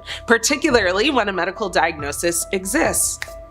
The 1973 Tanaku exorcism tapes. Now, in the secluded village of Tanaku, Romania, a 23-year-old woman named Marcia Irina Cornisi arrived at the Tanaku monastery in 2005, actually seeking peace. Now, diagnosed with schizophrenia, she was placed under the care of a small group of nuns and a priest named Daniel Pedro Cornago. So over time, they actually began to believe that she was possessed. What followed was a brutal exorcism that lasted days. Now, Father Cornaju, he basically thought that it was not just a mental illness, but rather that Cornisi was possessed by Satan. He would later claim that you can't take the devil out of people with pills and that an exorcism was necessary. In order to restrain her from violent movements, including those causing her to hit herself, the nuns bound her hands and feet and locked her in her room as they participated in the exorcism, basically commemorating the ascension of Jesus. Now, a few days later, they chained her to a cross with her arms stretched and carried her into the church so that they could anoint her. Now, according to Sister Nicoletta, Cornisi had been restrained in the same manner that others who were demonically possessed were. Sister Nicoletta stated that, had Cornisi not been restrained, she could have either unalived herself or unalived someone else. Now, with regard to Cornisi, Sister Nicoletta also stated that Irina knew that she was possessed by evil spirits because she was begging us to tie her up and help her. Her wrists and forehead were then anointed with holy oil, and she was kept in the church for 3 days. They put a towel into her mouth to stop her from cursing and prayed to cast out the devil as they wet her lips with holy water. Footage surfaced, never meant to be released, captured by a journalist who infiltrated the monastery. It shows Cornisi strapped to a makeshift crucifix, her mouth gagged, and her body convulsing violently. She screams not in words, but in very animalistic growls that echo off the monastery walls. Her final hours were spent without food and water, and she ultimately passed of dehydration and exhaustion. Now, Romanian authorities buried the footage, citing national disgrace, but fragments leaked years later on underground forums showing glimpses of her final hours. Shocking and raw, her eyes wild with either illness or something far worse. This case was widely publicized in the Romanian media, and following a lengthy trial, the priest was sentenced on appeal to 7 years, one nun to 6 years and the other 3 nuns to 5 years. However, many of the residents there, including Cornisi's brother, believed her to have suffered from demonic possession. The coroner maintained that the nun's cause of passing was actually due to an overdose of adrenaline given in the ambulance. Louis' exorcism. In the 1940s, a former priest from Missouri attempted to perform a clandestine exorcism in the basement of a private residence in St. Louis. The subject was a teenage boy who reportedly displayed erratic behavior, including writing in Latin despite never studying it, and exhibiting knowledge of private family details he couldn't have known. The St. Louis exorcism, a real-life event that reportedly inspired William Peter Blatty's novel The Exorcist, occurred in 1949 in St. Louis, Missouri, involving the boy Robbie Hunkler, who allegedly exhibited signs of demonic possession. The event involved multiple exorcisms, including, one at the Alexandrian Brothers Hospital. Robbie Hunkler and his mother actually moved to St. Louis, where they stayed with relatives in Belle Noire. The boy reportedly began exhibiting strange behaviors, including physical manifestations and speaking in a very deep, guttural voice. The family contacted a priest at St. Louis University, who in turn contacted Father William Bowdern, an associate of the university's spiritual center. Bowdern, with permission from the St. Louis Archbishop, performed a series of exorcism rituals. Now, the rituals took place at the boy's residence and basically eventually the brothers' hospital. Now, during the rituals, the boy reportedly exhibited various signs of possession, including the bed shaking, objects flying, and speaking in a strange voice. A camera was set up to record the process for documentation purposes. What it captured was beyond disturbing. At 3:14 a.m. on the second night, the boy broke free from his restraints. The tape, viewed by only a handful of people, reportedly shows his body just twisting in impossible angles and a voice deep and layered, unlike any human vocal range, speaking directly into the lens, saying, "He belongs to me." Shortly after, the basement flooded inexplicably. The priest abandoned the church and was later found in a psychiatric hospital, scribbling symbols on the walls. The footage was classified as sacred and never to be viewed by the public, but stills from the tape were allegedly leaked and passed around the dark web under the file name STLE Exorcism 92. Lastly, we have the case of Clara Germaina Seeley. Now, she is said to have been possessed when she was a 16-year-old girl at St. Michael's Mission in Natal, South Africa. She was an orphan of African origin and was baptized as an infant. At the age of 16, the girl allegedly made a pact with Satan, and this is said to be the cause of her demonic possession. Clara later revealed this information to her confessor, Father Harness Aremus. Now, in an account written by a nun, Clara was said to be able to speak languages of which she had no previous knowledge. This fact was also witnessed by others who recorded that she understood Polish, German, French, Norwegian, and all other languages. Now, the nun reported that Clara demonstrated clairvoyance by revealing the most intimate secrets and transgressions of people with whom she had no contact. Moreover, Clara could not bear the presence of blessed objects and seemed imbued with extraordinary strength and ferocity. Now, often hurling nuns even at the, in the convent rooms and kind of just attacking them. Now, the nun reported that the girl's cries had a savage bestiality that astonished those around her. For 6 years, Clara lived in a demonic possession-free life. Now, she felt ashamed for her behavior, asking for forgiveness while seeking humble pursuits. She passed away in 1912 from heart failure at the young age of 22. However, history had lost track of and forgotten Clara in some versions of her story. The Smurl family haunting. Now imagine being yanked awake in the middle of the night, not by a sound, but by the hand that isn't actually there. Fingers digging into your arm, leaving bruises that seem to burn into your skin. That was the reality of Jack and Janet Smurl in Pennsylvania during the 1980s, when their quiet family home transformed into a stage for one of the most disturbing possession cases ever reported. The Smurls moved into their duplex in 1974, hoping for a fresh start. At first, the disturbances were very subtle. Tools vanished from Jack's workbench, a strange odor, something like rotting garbage mixed with sulfur filled the air, but vanished as quickly as it came. Now soon, scratching noises began echoing through the walls at night. At first, they dismissed it as just plumbing, or maybe rodents even, but then the attacks escalated. The family reported that their German Shepherd was thrown against the wall by an invisible force. Loud, guttural growls came from empty rooms. Most chilling of all, Jack himself claimed he was actually attacked in his bed. Scratches and bruises appeared across his body overnight. Janet described being basically by unseen hands while she was basically prayed. Now, the Warrens, the famous paranormal investigators, were brought in after multiple failed attempts at cleansing the house. Ed Warren reported seeing a black, shapeless mass that moved with intelligence, shifting through the walls and flickering out of sight. Lorraine Warren, a self-described clairvoyant, said the house was infested with a powerful demonic presence. Even the Catholic Church became involved, but 2 separate exorcisms failed. Neighbors reported hearing screams echoing through the home when no one was inside. Visitors were attacked, scratched, and shoved. The Smurls eventually abandoned the property, but their torment followed them. The family's case became so notorious, it inspired books, interviews, and eventually even a Hollywood retelling. The scariest part? Well, many locals still believe the house carries a curse long after the family moved away. The Enfield poltergeist. Now, what would you do if your 11-year-old daughter floated off her bed in the dead of night? For Peggy Hodgson, a single mother of 4 in Enfield, London, this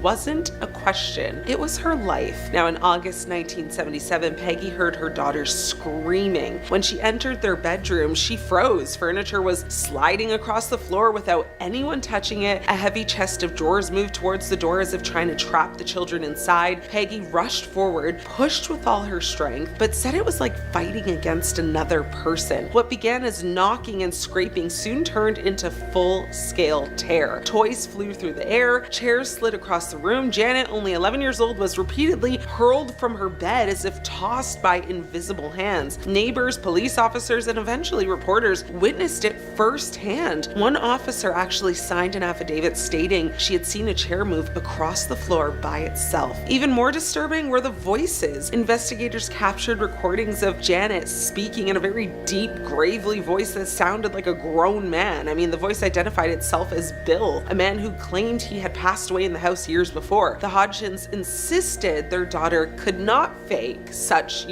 guttural tones, especially for hours at a time. Now, skeptics argued the children may have faked parts of the haunting, and indeed, Janet later admitted to exaggerating some events, but many moments had dozens of credible witnesses. The case attracted worldwide attention, becoming one of the most famous possessions and poltergeist incidents ever recorded. Whether it was a hoax or horror, the Enfield case remains chilling because of how much it was documented. Photographs showed Janet literally mid-air, apparently levitating. Audio recordings of the demonic voices still exist to this day. I mean, this wasn't just whispers in the dark, this was a possession broadcast to the world. The Exorcism of Roland Doe. Now, in the late 1940s, a teenage boy in Maryland became the unwilling inspiration for one of the most terrifying movies of all time, known as Roland Doe. Now, his story would later inspire The Exorcist. But the reality behind the film is even darker. It began with scratching noises in the walls, then objects moving on their own. Now, Roland's family was deeply religious, and when his aunt introduced him to a Ouija board, things spiraled. After her sudden passing, Roland began displaying very violent mood swings. His bed shook violently as if someone was trying to throw him out of it. Scratches appeared on his chest, forming words like hell and evil. Now, priests were called, of course, and what they documented remains disturbing. Roland would snarl in voices that wasn't his own. He threw priests across the room with very unnatural strength. During one session, he actually tore a bed spring from his mattress and used it to slash a priest's arm wide open. Multiple exorcisms were attempted over several months. Witnesses reported the boy screaming Latin phrases that he had never learned. When holy water touched his skin, blistering welts appeared. I mean, the final ritual ended when Roland suddenly kind of cried out that Satan was gone. Afterward, the boy lived a normal life and rarely spoke of what happened. What makes this story so haunting, though, is that dozens of written records exist from priests and witnesses. This wasn't just folklore, it was a case taken seriously by the Catholic Church. Whether Roland was possessed or suffering psychological trauma, something deeply disturbing definitely happened in that home. The Chattahoochee exorcism. Now, in 2005, a young Romanian nun named Irina Cornisi began hearing voices. Now, fellow nuns claimed she was possessed, while others later argued she suffered from schizophrenia. But instead of receiving, medical treatment, she was subjected to a ritual that shocked the world. At the Chattahoochee Monastery, Father Daniel Corganot believed he was battling demons. He and 4 other nuns bound Irina to a wooden cross, gagged her with a towel, and left her without food or water for days while praying over her. Witnesses claim she screamed, begged for release, and then fell unnaturally silent. By the time she was untied, Irina was passed away. The official autopsy blamed adrenaline injections and neglect, but locals whispered that she had indeed been possessed and that the exorcism either freed her or unalived her. Now, the case drew worldwide outrage, of course. Father Daniel was sentenced actually to 7 years in prison. The monastery was shut down completely, yet villagers continued to defend him, insisting that, he had actually tried to save Irina from demonic forces. To this day, many Romanians remain very divided. I mean, was she a victim of just mental illness that got no treatment? Was she a victim of religious extremism? Or was she a victim of a genuine possession gone horribly wrong? The Chattahoochee exorcism is terrifying because it honestly does blur the line between faith and fear, and it leaves us with a very chilling reminder.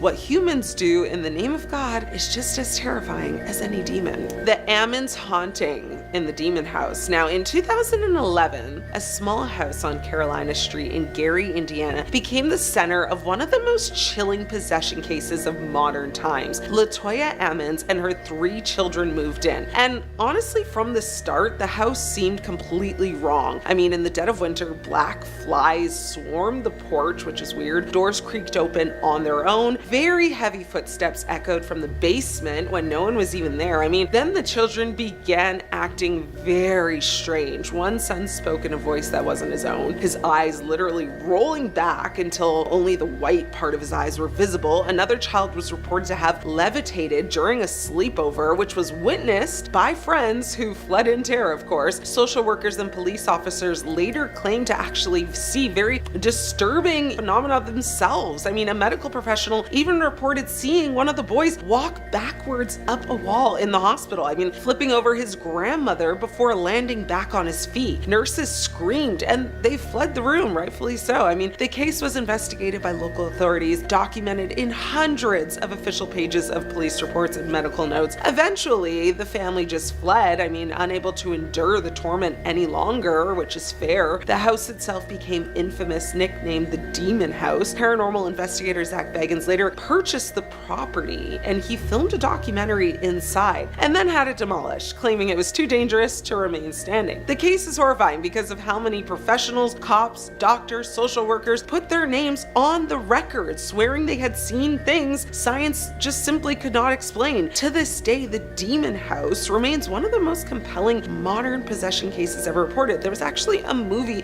recently, I think that's on Netflix, so go give it a watch. I did. I think it's called Deliverance. It was good, so give it a go. But which possession is gonna keep you up tonight? Hopefully you can get some sleep. I know I probably won't, but hopefully you do. Ranging from ghosts to aliens and more, we've got it all. A man aboard a Russian S-7 Airlines flight was escorted off the plane after allegedly freaking out when he spotted ghosts of Wagner Group mercenaries aboard, according to local reports. The man, identified only as Vitaly, 39, by Russian outlet Baza and Mash, was seen in a viral video last year screaming on a plane set to depart the St. Petersburg-bound flight from Novosibirsk. The outlet translated the man saying, he said, "Stop the takeoff, do it fast, stop the takeoff quickly, do it fast, I can see." He kept repeating that. Anton Gerashenko, advisor to the Minister of Internal Affairs of Ukraine, shared the video on Twitter, noting that the passenger begged the flight crew to not take off because he saw 3 ghosts who were watching him. The video has been seen over 1 million times, and if you didn't know who the Wagner mercenaries were, don't worry, we got you. They were part of Russia's private military force that was put on pause following its failed mutiny last June. Although mercenary forces are technically illegal in Russia, Wagner registered as a private military company in 2022. Wagner's first field commander was Dmitry Yutkin, a former Russian Special Forces officer, and the group was named after his radio call sign. Most Wagner mercenaries initially came from Russia's Special Forces and other elite units, and in its early days, the group was thought to be about 5,000 people. In January of 2023, the US designated Wagner a transnational criminal organization, and that was the beginning of the end. But back to the ghosts we go. So the crew couldn't get this guy to calm down no matter what they did. In the end, the man was taken away by police and taken to a psychiatric hospital. They noted that the man appeared composed during check-in and boarding procedures when he was accompanied by his mother, but suddenly jumped out of his seat during taxiing. His outburst caused the flight to be delayed for 2 hours. And if this sounds familiar, you might be thinking about Tiffany Gomez's viral freakout aboard an American Airlines flight, which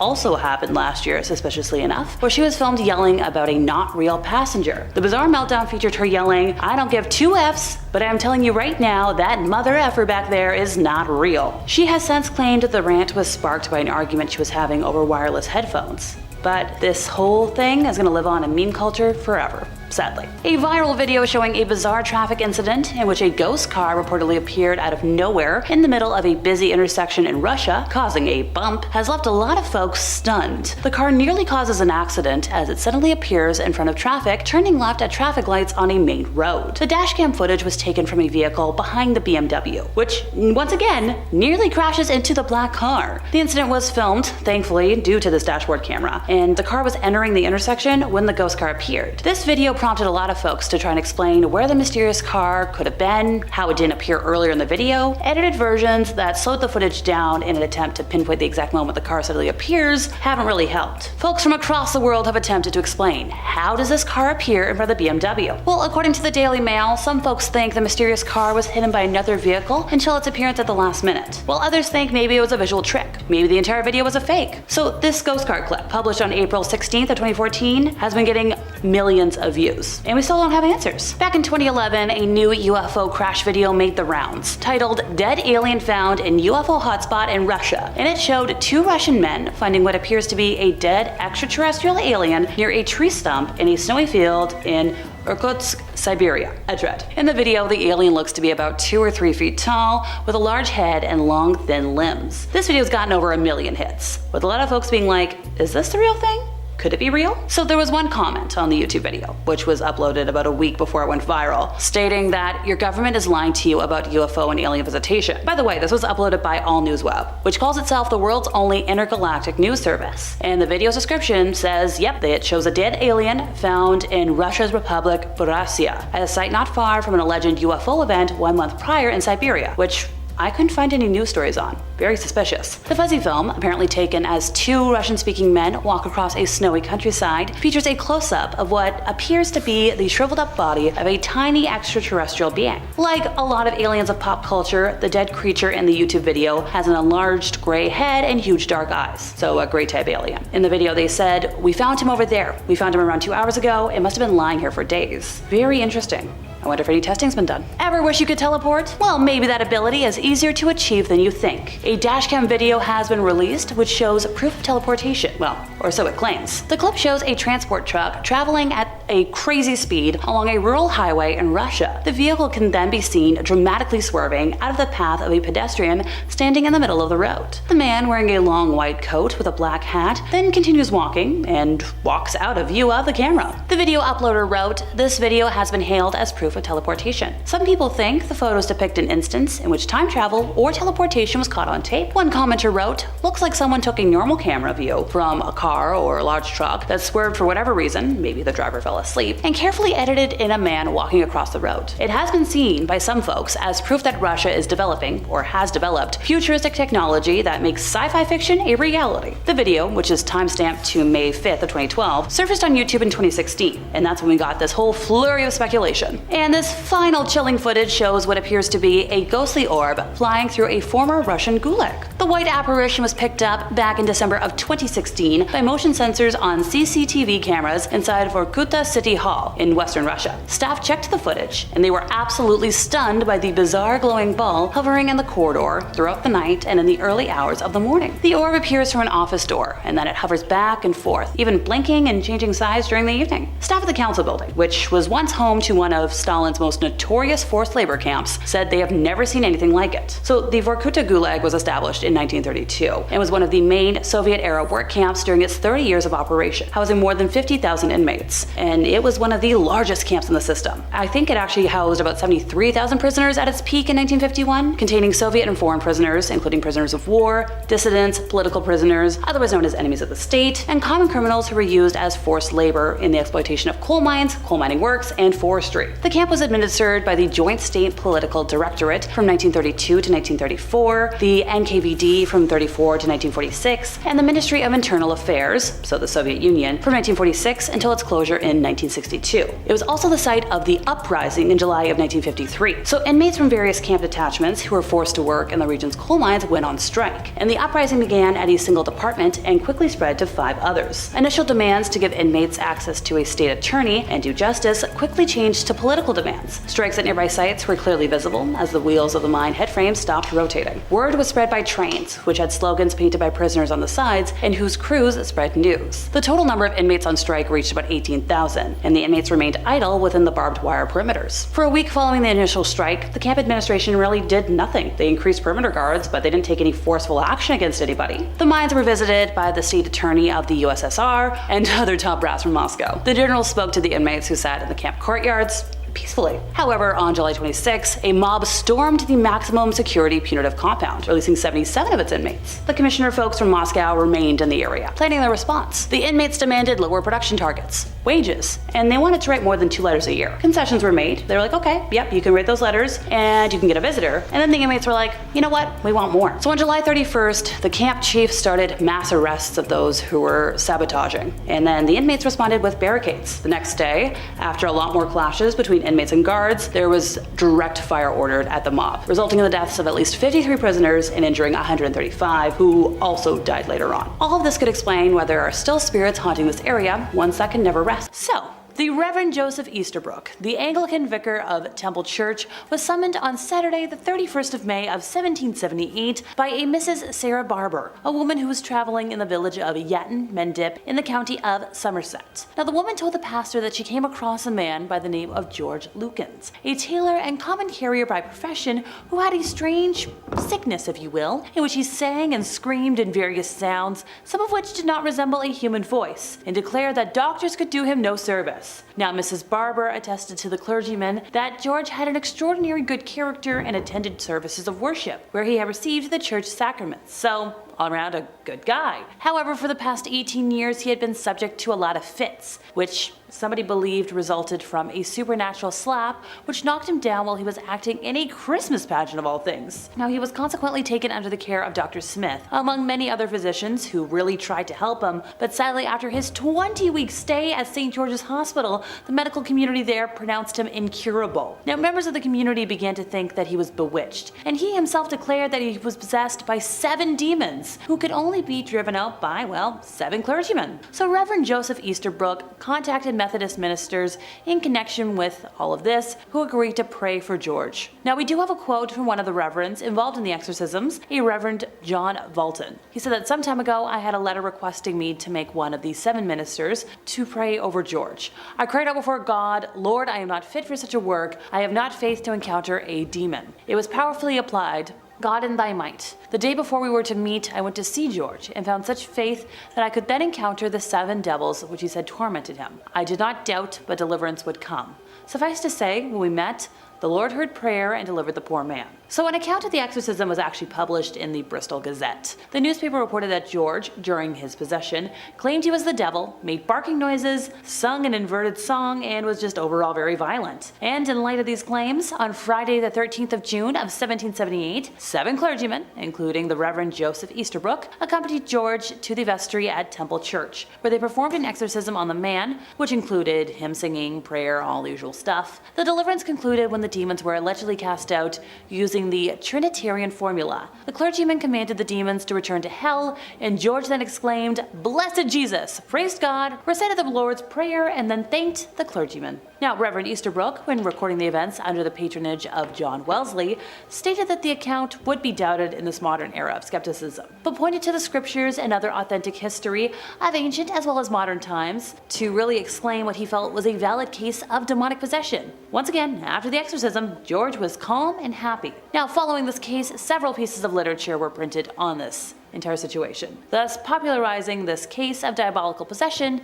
despite the original plans to keep it kind of quiet, for George's sake. In the spring of 1842, Pastor Johann Christoph Blumhardt was advised by his parishioners to investigate the strange goings-on at the home of the Dittis siblings. Orphaned and bereaved of several other siblings as well, 4 of them, Gottlieben, Anna Maria, Katharina, and another, lived together in a tumble-down house under the conditions of extreme poverty. But that wasn't the primary target of concern. It was the noises, the strange lights, and above all, the strange behavior of, I'm going to call her G, that called for further examination. Now, when he arrived at the place, G didn't really respond warmly to the pastor's friendly overtures. He let her be, but then neighbors were still complaining. She fell down, she fell ill, the noises in the house were so loud they kept them up at night. So Johann told the siblings to stay with a relative overnight, while he and trusted members of the congregation searched the house. And that's where they found a lot of weird stuff, and his fears were confirmed. They found evidence of dabbling in occult magic, and oh bother. Now, further inquiry revealed that G's early life had been filled with attempted initiations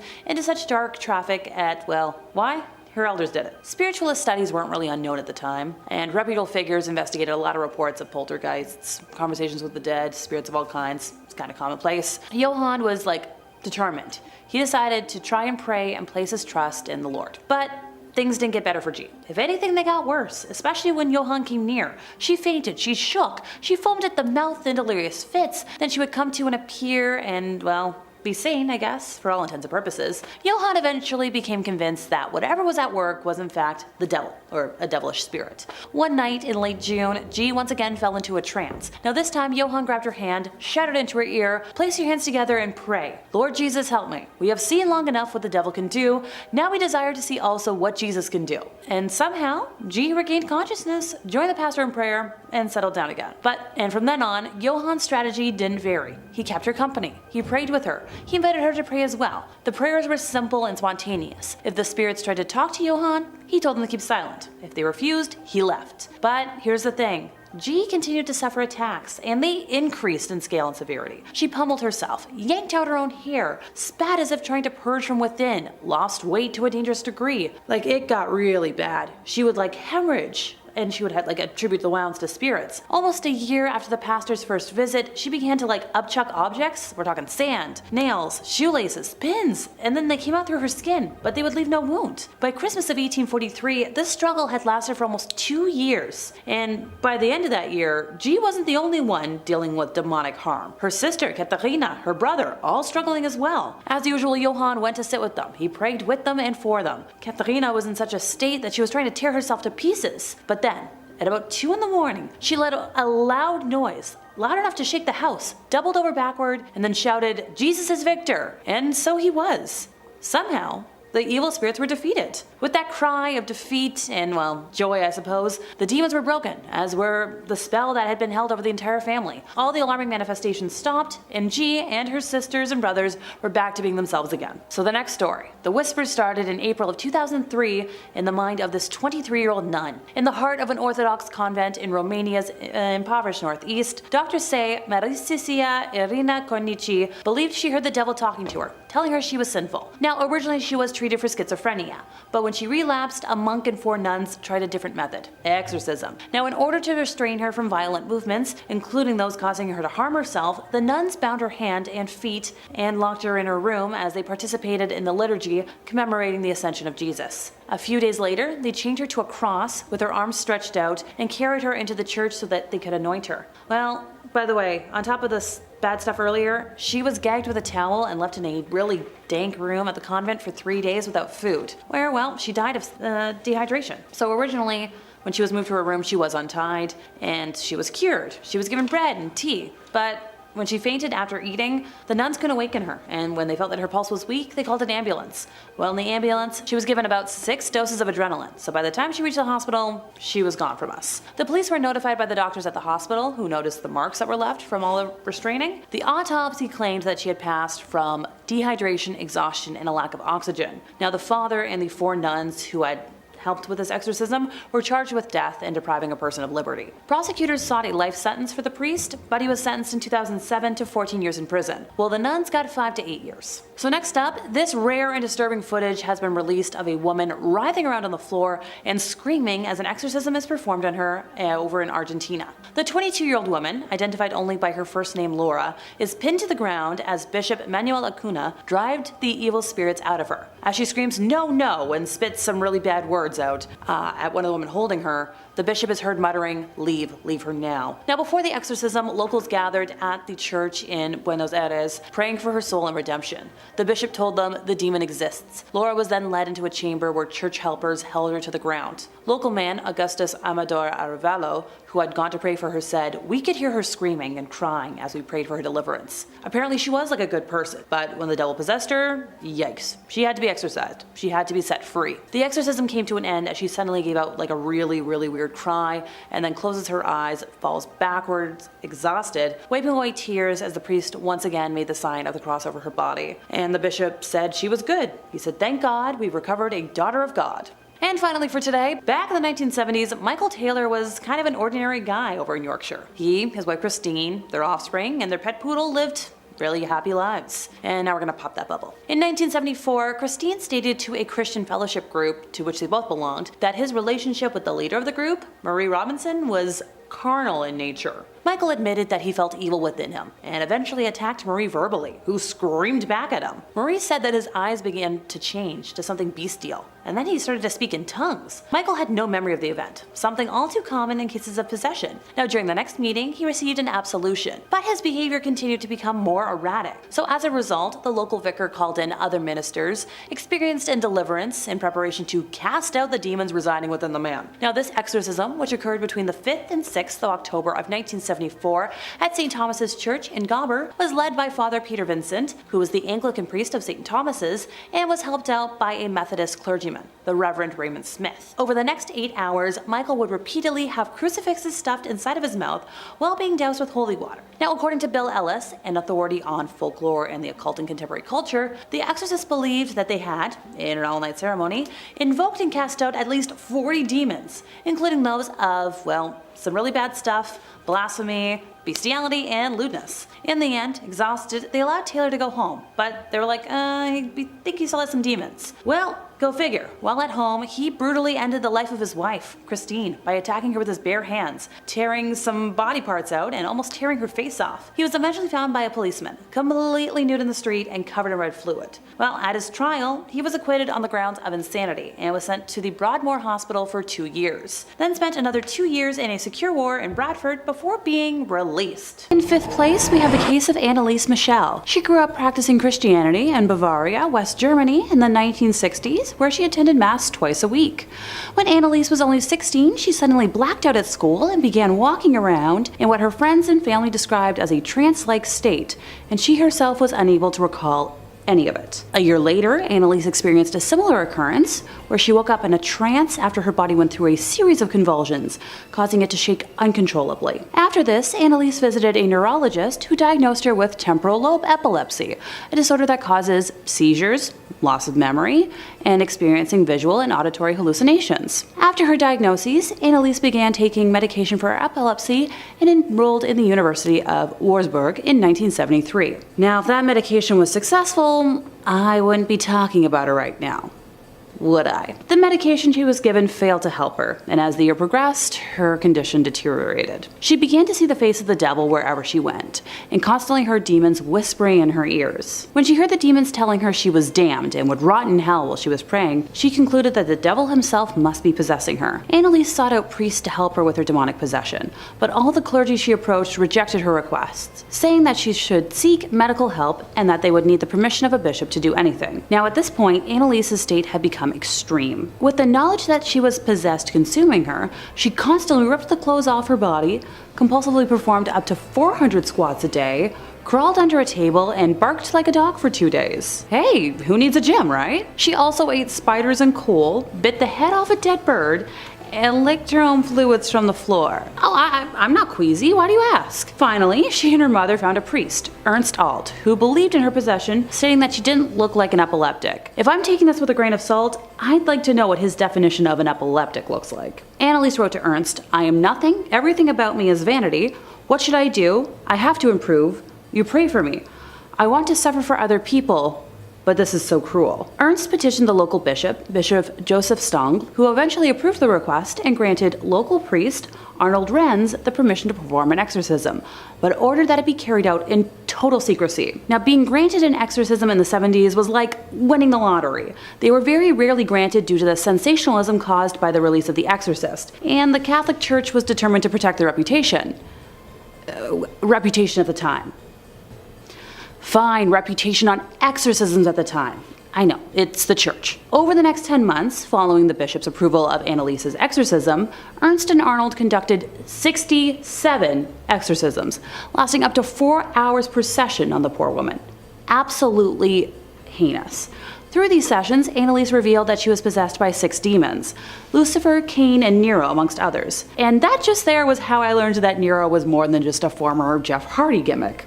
Weird middle name to give a kid. All these spirits would jostle for control of Anelise's body and would communicate from her mouth with a low growl. The demons constantly argued with each other, with one being quoted as saying, "People are stupid as pigs. They think it's all over after death. It goes on." And another replying that the first was nothing but a big mouth who had no real say in hell. Throughout these sessions, Anelise would frequently talk about dying to make up for the wayward youth of the day and apostate priests of the modern church. She broke the bones and ripped the tendons in her knees from continually kneeling in prayer.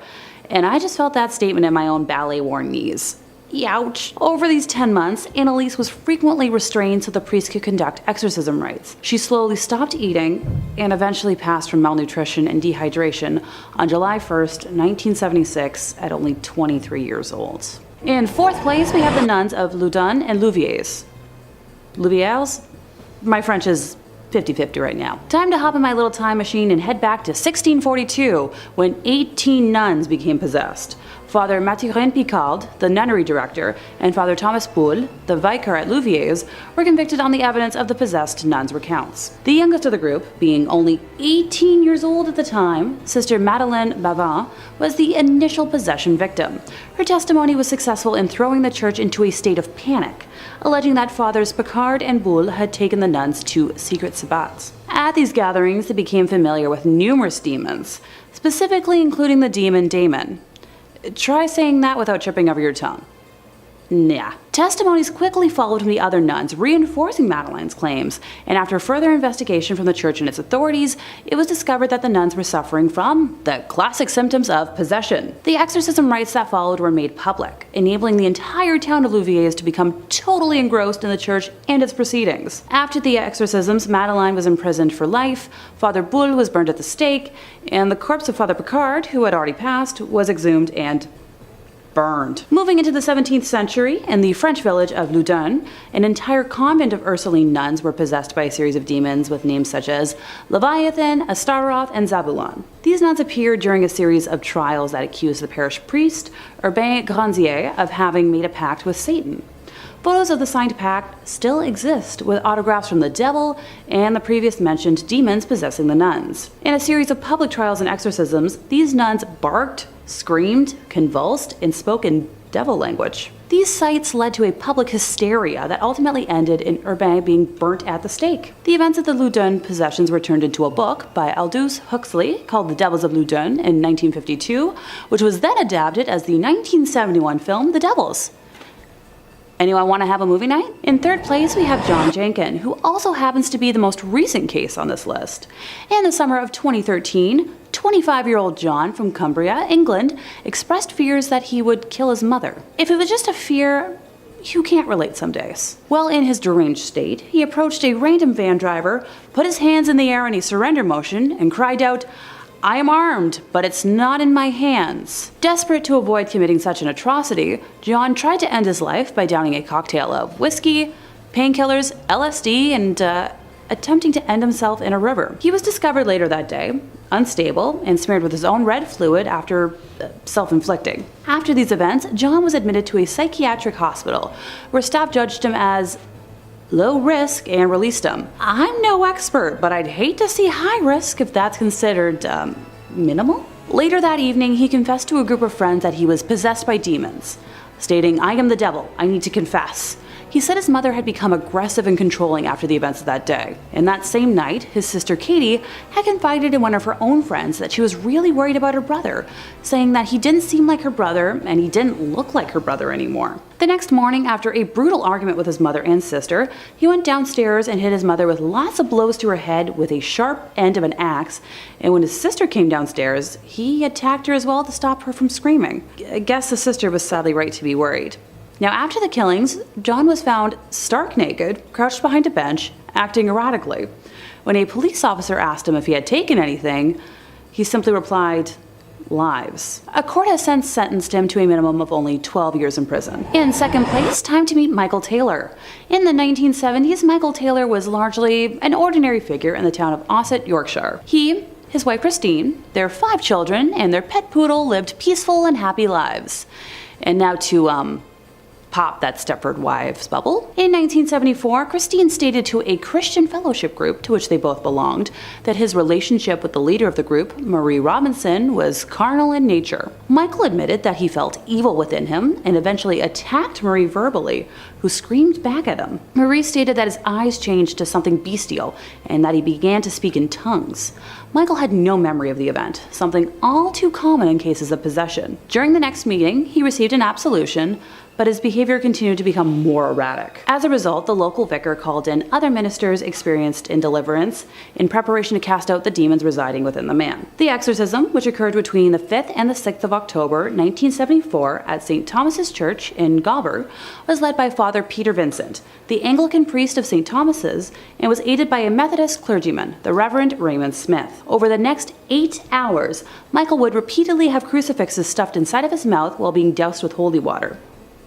Okay, now my jaw hurts. According to Bill Ellis, an authority on folklore and the occult in contemporary culture, the exorcists believed that they had, in this all-night ceremony, invoked and cast out at least 40 demons, including those of incest, bestiality, blasphemy, and lewdness. In the end, exhausted, they allowed Taylor to go home, although they felt that at least 3 demons were still left in him. While at home, he brutally ended his wife, Christine, by attacking her with his bare hands, tearing her eyes and tongue out, and almost tearing her face off. He was eventually found by a policeman, completely naked in the street and covered in red fluid.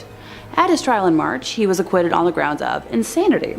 He was sent to Broadmoor Hospital for 2 years, then spent another 2 years in a secure ward in Bradford before being released. I'm seeing some repeating factors here, are you? Finally, in first place, we have Arn Cheyenne Johnson, otherwise known as The Devil Made Me Do It. Now, before I talk about his exact crime, we have to explain how he came to be possessed. Satan originally possessed David Glatzel, the 11-year-old brother of his fiancée, who was living with the couple. Strange happenings first began in the summer, when young David would jolt awake in the middle of the night, sobbing in fear after being visited by a hideous creature that he described as a man with big black eyes, a thin face with animal features, jagged teeth, pointed ears, horns, and hooves. The beastly apparition had issued a warning. Beware. Very quickly, the visions amplified, with David's beast now haunting him during the daytime. Each time the child experienced a visitation, deep scratches would appear on the front door of the family's home, and red marks would appear on David's body. Thankfully, everyone in the household believed his claims. According to his sister Debbie, it was out of character for him to lie, describing that he never liked anything spooky, not even scary comic books. Becoming increasingly worried for young David, a priest was summoned to bless the house, but that accomplished a big fat nada. The possession had escalated to such heights that the family were now taking shifts to monitor him during the night. Eventually, the involvement of paranormal investigators, some of my favorite people to discuss on this channel, Ed and Lorraine Warren, was begged for, and luckily for the family, they were available. With her strong powers of clairvoyance, Lorraine described encountering a black misty form during her first meeting with David, knowing immediately she and Ed were dealing with something of a negative nature. Lorraine has stated over the course of several visits, David made numerous references to ending in stabbings. In an attempt to save David from his endless tormentors, Arn taunted the demons during exorcisms to enter his body and leave the boy alone. And sadly, the challenge was accepted. Look, I'm all for saving kiddos, but there's a limit. You don't want to actually invite the demons into your body. Over many months after that fateful day, Arn's fiancée reported that he would go into a trance, where he would growl and say he saw the beast, and later would have no memory of it. It was 6 months later, on the 16th of February, 1981, shortly after 6 p.m., that Arn brutally attacked his landlord, stabbing him in a frenzy as he growled like a beast, while Debbie watched, unable to react. The landlord passed away later that evening. At his trial, Arn pleaded not guilty to the ending charge, with his defense being the demonic entity which inhibited his body had caused him to do it. Number 5. Amy Stamatis, 2006.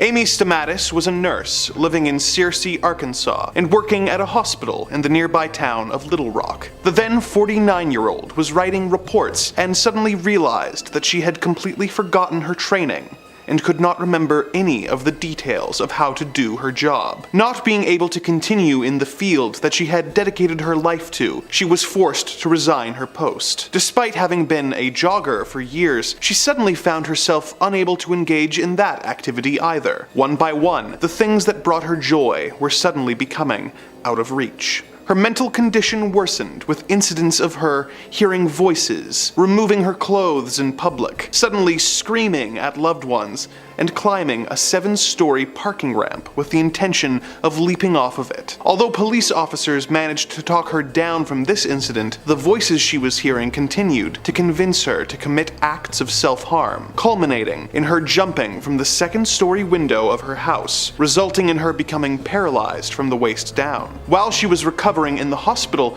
she received a visitor, a Pentecostal evangelist named Cindy Lawson, who claimed to have successfully performed 10 real exorcisms before, having witnessed people's eyes changing colors during the ritual, and even a few cases of levitation. Lawson claimed that God had spoken to her and told her to go to the hospital where she would find Amy, who was unknowingly possessed by demons. Stamatis agreed to let Lawson perform an exorcism, and though she has no memory of how the event went down, family members who were present claimed to see an instant change in Amy after it was complete. Number 4. The infamous Arnie Johnson case. 1981. In 1981, a young boy in Brookfield, Connecticut named David Glatzel began having vivid night terrors. As time went on, these nightmares began infiltrating his everyday life, with him seeing haunting figures such as an old man with a white beard, a man with big black eyes and animalistic features and jagged teeth. He then began engaging in bizarre behavior like kicking, biting, seizures, and marks of strangulation appearing out of nowhere. His family reached out to Ed and Lorraine Warren, who concluded that David was possessed by a demon. Priests performed 3 exorcisms on David, which supposedly caused him to levitate. In the chaos, the boyfriend of Debbie, David's older sister, Arnie Johnson, confronted the demon and told it to leave the child alone and to take him instead. David made a full recovery, but the demon decided to take Arnie up on his offer. A few months later, Arnie stabbed his landlord to death, and upon apprehension claimed that the devil made him do it. His trial marked the first time in history that someone entered a plea of not guilty for reasons of demonic possession, although this plea was rejected. David was charged with manslaughter and served 5 years of his 20-year sentence, and ended up marrying Debbie Glatzel. Their story was loosely adapted into the 3rd Conjuring film, which follows Ed and Lorraine Warren's involvement with the case. Number 3. Roland Doe, 1949. In 1949, a young boy was mourning the loss of his aunt, who had been a deeply committed spiritualist who had taught the child how to use a Ouija board so that he could converse with spirits. The boy, whose name was changed to Roland Doe in the reports of the incident to preserve his anonymity, soon began hearing strange scratching noises coming from inside his bedroom walls, and having issues with his mattress vigorously shaking on its own. His parents took him to medical professionals who could find nothing wrong with the boy. When the family minister also failed to find anything, the boy's parents enlisted Father E. Albert Hughes, who received permission from the church to perform an exorcism on Roland. This attempt didn't end up working out, as Roland tore a spring out of his mattress during the ritual and slashed the priest across the shoulders. Upon inspection of Roland, his mother discovered that the word Louis had been scratched onto his flesh. She took this as a sign to go to St. Louis, where she met Father Walter H. Halloran and the Reverend William Bowdern. They attempted nightly exorcisms on the boy, during which the child was sent into a rage at the sight of a crucifix, caused the bed to rattle, and made items fly across the room. The clergymen found a large X scratched on Roland, which caused them to conclude that he was possessed by 10 different demons. On the 21st attempt, Roland gained control of himself, claiming that the spirits were gone, and that he had had visions of St. Michael fighting and defeating the devil on his behalf. Roland never suffered any further incidents of demonic interference again, but the story of his ordeal inspired the novel The Exorcist, which was adapted into the classic horror film of the same name. Number 2. Gottleibenditis, 1842. Our next entry takes us to the German village of Mottlingen in 1842. Residents of this sleepy village started to notice strange noises and odd goings-on at the home of a 28-year-old woman named Gottleibenditis, who believed that her house was being haunted by the ghost of a woman who was always seen carrying a baby in her arms. Ditis began being affected and would drift in and out of a trance-like state, seemingly blacking out for days at a time. The local pastor, Johann Christoph Blumhardt took it upon himself to free Ditis of her affliction, which had lasted for 2 whole years before he got involved. He claimed that Ditis was possessed by several demons, as well as the spirit of the woman that she had reported seeing, who Blumhardt believed to be the ghost of a local murderous widow who had been known for burying children in a nearby field. The exorcisms he performed on Ditis were horrific, with her reportedly vomiting blood, broken glass, and even nails. The exorcisms continued until one day Ditis appeared to snap out of her possession, declaring that all the demons and spirits had been cast out and that Jesus was the victor. Number 1. Clara Seal, 1906.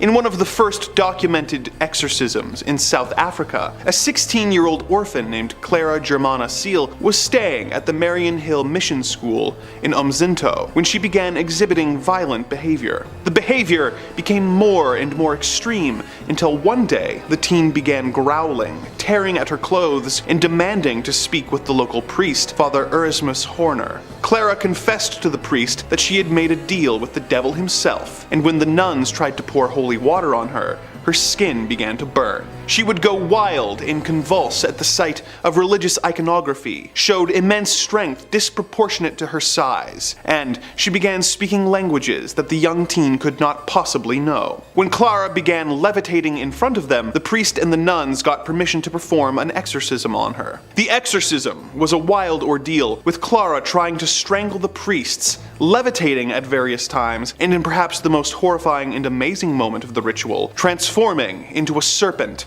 who bit one of the nuns. The exorcism lasted for 2 full days and was performed in front of 170 people. By the end of the second day, the demon reportedly caused Clara to levitate one last time before leaving her body, never to return. Clara was demon-free, but unfortunately died 6 years later of heart failure at the age of 22. In 5th place, we have the unexplained Phoenix Lights. On March 13th of 1997, which just so happens to be the year I was born, a string of 5 lights in a V formation appeared in the sky above Phoenix, Arizona. The National UFO Reporting Center reported that the first call about the lights came in at around 8:16 p.m. from a retired police officer in Paulden, which is about 2 hours north of Phoenix. After that, the National UFO Reporting Center began to receive a slew of calls from south of Paulden, suggesting that the lights were moving in a southeastern direction. There are more than 700 witnesses who saw the lights, including pilots, police officers, and military officials who lit up the National UFO Reporting Center switchboard, demanding explanations, and rightfully so. Most of the witnesses described the lights as part of a singular massive craft that made no noise. Around 10 p.m., a second set of as many as, 9 lights appeared in the sky. A laser printer technician named Dana Valentine claimed to have witnessed the craft from his yard in Phoenix, saying that he could see the outline of the mass behind the lights and was certain what he saw was technology unknown to mankind. Air traffic controllers could not see the lights on the radar, despite seeing them in the sky with their own eyes. Frances Barwood, the Phoenix City Councilwoman who launched an investigation into the event, said that out of the over 700 witnesses, 700 that she interviewed, the government never interviewed even one. This is once again where I'm giving the US government some well-deserved side-eye. How do you not interview a single witness out of 700?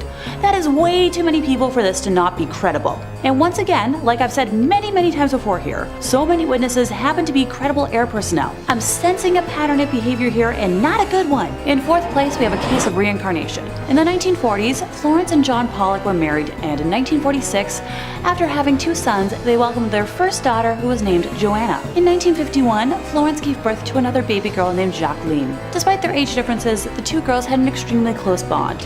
Joanna liked to take care of Jacqueline and saw herself as the ultimate big sister. Since their mother was busy running the family's grocery delivery business, Joanna saw herself as a second mother to her little sister. They enjoyed playing dress up and pretending, and generally enjoyed being around each other. Thank goodness, because parentification is often more traumatizing than beneficial. Eerily, Joanna would always state that she would never grow up to become a lady, that she would remain young forever.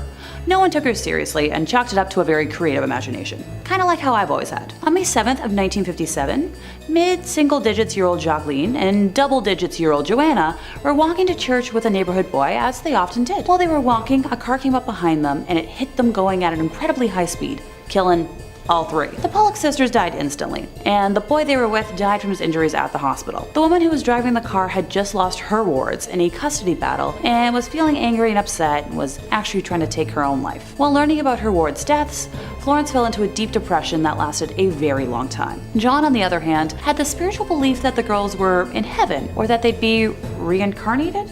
He said he would have dreams about the girls and also felt some sort of presence in their bedroom. He claimed that every time he would go in there, he felt like he wasn't alone, like they were watching over him. Now, John apparently always had a fascination with reincarnation and would pray to God to bring his daughters back. Okay. Florence, on the other hand, was a very strict Catholic and never toyed with any of John's notions about reincarnation. This put such a strain on the relationship that they almost got a divorce. However, somehow, they stayed together and got pregnant again. Congrats, I guess. From the beginning of the pregnancy, John thought that there were 2 babies, despite the doctor only claiming 1. However, John kept insisting that there were 2, and the doctor was proven wrong on the day that the twins Jillian and Jennifer were born on October 4th of 1958. Twins never ran in the family, and Florence never felt like she had 2 fetuses growing inside of her. Eerily, the newborn twins had the exact same birthmarks that Joanna and Jacqueline had, and Florence started to seriously consider her husband's beliefs as more than just nonsense. When the twins were old enough to talk, they began identifying and requesting toys that had belonged to their sisters, who had passed on, and would point out landmarks that only Joanna and Jacqueline would have known, like the school they attended. They would sometimes panic upon seeing cars and knew about street safety without either of their parents telling them about it. The story of the Pollock sisters made its way to Dr. Ian Stevenson, a psychologist who studied reincarnation. After studying thousands of reincarnation cases, Dr. Stevenson wrote a book telling of 14 cases he believed to have been real, including that of the Pollock sisters. Reincarnation is such a wild thing to think about. Personally, I don't know if I'd want to start all over with all the current knowledge and trauma that I have and then add more. I think I'd rather just be wiped clear and restart. Nah. Let me know in the comments what you think though, and if you'd want to be reincarnated or just hit restart. In third place, we have the incident at Dyatlov Pass. On the first night of February 1959, 9 ski hikers had set up camp on a slope in the Russian mountains, enjoyed dinner, and prepared for sleep. But something went catastrophically wrong because the group never returned to civilization. On February 26th, searchers found the hikers' abandoned tent, which had been ripped open from the inside. Surrounding the area were footprints left by the group, some wearing socks, some wearing a single shoe, some barefoot, all of which continued to the edge of a nearby wood, which is where the first 2 bodies were found, shoeless and wearing only underwear. The scene bore marks of death by hypothermia, but as medical examiners inventoried the bodies, as well as the other 7 that were discovered over the months that followed, hypothermia was no longer making sense. As a matter of fact, the evidence made no sense at all. One body had evidence of a blunt force trauma, another had 3rd-degree burns, one had been vomiting a red liquid that should still be in their veins, yet another one was missing a tongue, and some of their clothing was found to be radioactive. Alrighty, this is where I would just call it a day and condemn the entire freaking area. That's one too many weird variations to make sense in my brain. Also, anything radioactive? Burn it. Burn it all. Theories about what happened include KGB interference, drug overdose, UFO presence, gravity anomalies, and a Yeti? The most recent theory involves a terrifying but real phenomenon called infrasound, in which the wind interacts with the topography to create a barely audible hum that can induce powerful feelings of nausea, panic, dread, chills, nervousness, raised heartbeat rate, and breathing difficulties. Add that to my list of why I never want to go hiking. Granted, I didn't really want to go hiking in the first place. In second place, we have the Watcher House. In June of 2014, Maria and Derek Broaddus and their 3 spawn were getting ready to move into their new home, 657 Boulevard in Westfield, New Jersey. They claimed the 6-bedroom house was their dream home, and it just so happened to be located a couple of blocks away from Maria's childhood home in one of the top 30th safest cities in the United States. Sounds a little too good to be true if I'm adding my 2 cents to this. 3 days after closing the sale, before the Broaddus family had even begun to move in, a letter arrived in their new mailbox. The letter was addressed to the new owner in big clunky handwriting and read as follows. Dearest new neighbor at 657 Boulevard, allow me to welcome you to the neighborhood. How did you end up here? Did 657 Boulevard call to you with its force within? 657 Boulevard has been the subject of my family for decades now, and as it approaches its 110th birthday, I have been put in charge of watching and waiting for its second coming. My grandfather watched the house in the 1920s, and my father watched in the 1960s. It is now my time. Who am I? There are hundreds and hundreds of cars that drive by 657 Boulevard each day. Maybe I am in one. Look at all the windows you can see from 657 Boulevard. Maybe I am in one. Look out any of the many windows in 657 Boulevard and at all the people who stroll by each day. Maybe I am one. Yeah, okay. The letter also mentioned specifics about the Broaddus family, talking about the offspring and that the unknown author had seen them, stating that, "So far, I think there are 3 that I've counted. Do you need to fill the house with the young I requested? Better for me. Was your old house too small for the growing family? Or was agreed to bring me yours? Once I know their names, I will call them and draw them to me." Yeah, okay. Pardon the narrator voice, I just like to differentiate. At the bottom of the letter, the author used a cursive font to sign The Watcher. Okay, this is where I wish I had a red flag to start waving around, so just imagine it in my hand. Okie dokie? After receiving the letter, the Broaddus family reached out to the previous family who had sold them the house, John and Andrea Woods. They stated that during the 23 years of living at 657 Boulevard, they had never received a letter like that except once, a few days before they were getting ready to move out of the house. The Woods family also stated they had never felt watched in the 2 decades they had lived at the house, and in fact, rarely felt the need to lock their door at night. While they thought the note they received was odd, they threw it away without much concern. Red flag notice again. That's something people should know about. Thankfully, the 2 families went to the police with the letters, and an investigation was opened. The police warned the families not to tell anyone about the letters, including their neighbors who were all suspects. 2 weeks later, even though the Broaddus family still hadn't moved in, they received a second letter with even more chilling specifics about the family, including the offspring's birth order and nicknames. The Watcher also asked if the Wards would sleep in the attic, or would the entire family sleep on the 2nd floor. "Who has bedrooms facing the street? I will know as soon as you move in. It will help me to know who is in which bedroom. Then I can plan better." This is where I would have done everything in my power to avoid ever going near that place and moving across the country. Nope, nope, nope, nope, nope. Pardon me, stalking and harassment are issues that really get under my skin. Several weeks later, when the Broaddus family had put their plans on hold to move in, a 3rd letter arrived saying, "Where have you gone to? 657 Boulevard is missing you." Okay, by the end of 2014, the case had stalled completely. There was no digital trail, and the mental effects were taking a toll on the Broaddus family. No kidding! That kind of watching over your shoulder can take a mental toll like you wouldn't believe unless you've gone through it yourself. There were no fingerprints and no way to place somebody at the scene of the crime. Only 6 months after they received the letters, they decided to sell the home. Good on them for doing so. This place has since been sold and is currently off the market, while the Watcher's identity still remains a mystery. In first place, we have a case of human combustion. What can I say? I thought I'd end today on a fiery note. On July 2nd of 1951, in St. Petersburg, Florida, Mary Reeser was visited by her son, Dr. Richard Reeser, in her apartment and mentioned during their conversation that she had taken 2 mild sedatives and planned to take 2 more before bed. Hey, whatever helps you sleep. Later that night, she would fall asleep in an upholstered chair for the last time, as she would become the victim of an apparent house fire. The next morning, Mary's landlord reported smelling smoke around 5 a.m. But it wasn't until 8 a.m. when she went to go deliver a telegraph to Mary that she would smell the smoke again. She discovered soot in the hallway, and the doorknob leading to Mary's apartment was too hot to grab, so she enlisted the help of nearby house painters to get into the apartment. What they found inside said apartment was truly horrifying. Mary's skull was reportedly shrunk to the size of a cup, and parts of her spine also remained. Her left foot was found still in its black satin slipper with the skin unburned, but the rest of her remains had been, completely cremated. What makes this case even more odd, because that wasn't odd enough, was the environment of her surroundings. Fun science fact for everyone: in order for a body to be cremated, the body must burn at 3,000 degrees Fahrenheit for 3 to 4 hours. But somehow the surrounding area of Mary's chair and the rest of her apartment were relatively unaffected. The walls had no burn marks and showed no signs of scorching or burned paint. Light switches were melted, but outlets were still completely functional. Candlesticks had melted, but their wicks stood upright. And a stack of newspapers close to the chair was, undamaged. You know, the easily flammable thing. Mary's neighbors were also unaware of the fire. Look, I can write off a list of things that wouldn't faze me from a neighbor at this point in my life, but the smell of smoke is definitely something I would be freaking out about. The FBI eventually came up with some form of cover-up, but I'm not going to waste anyone's time with that since it doesn't make any sense.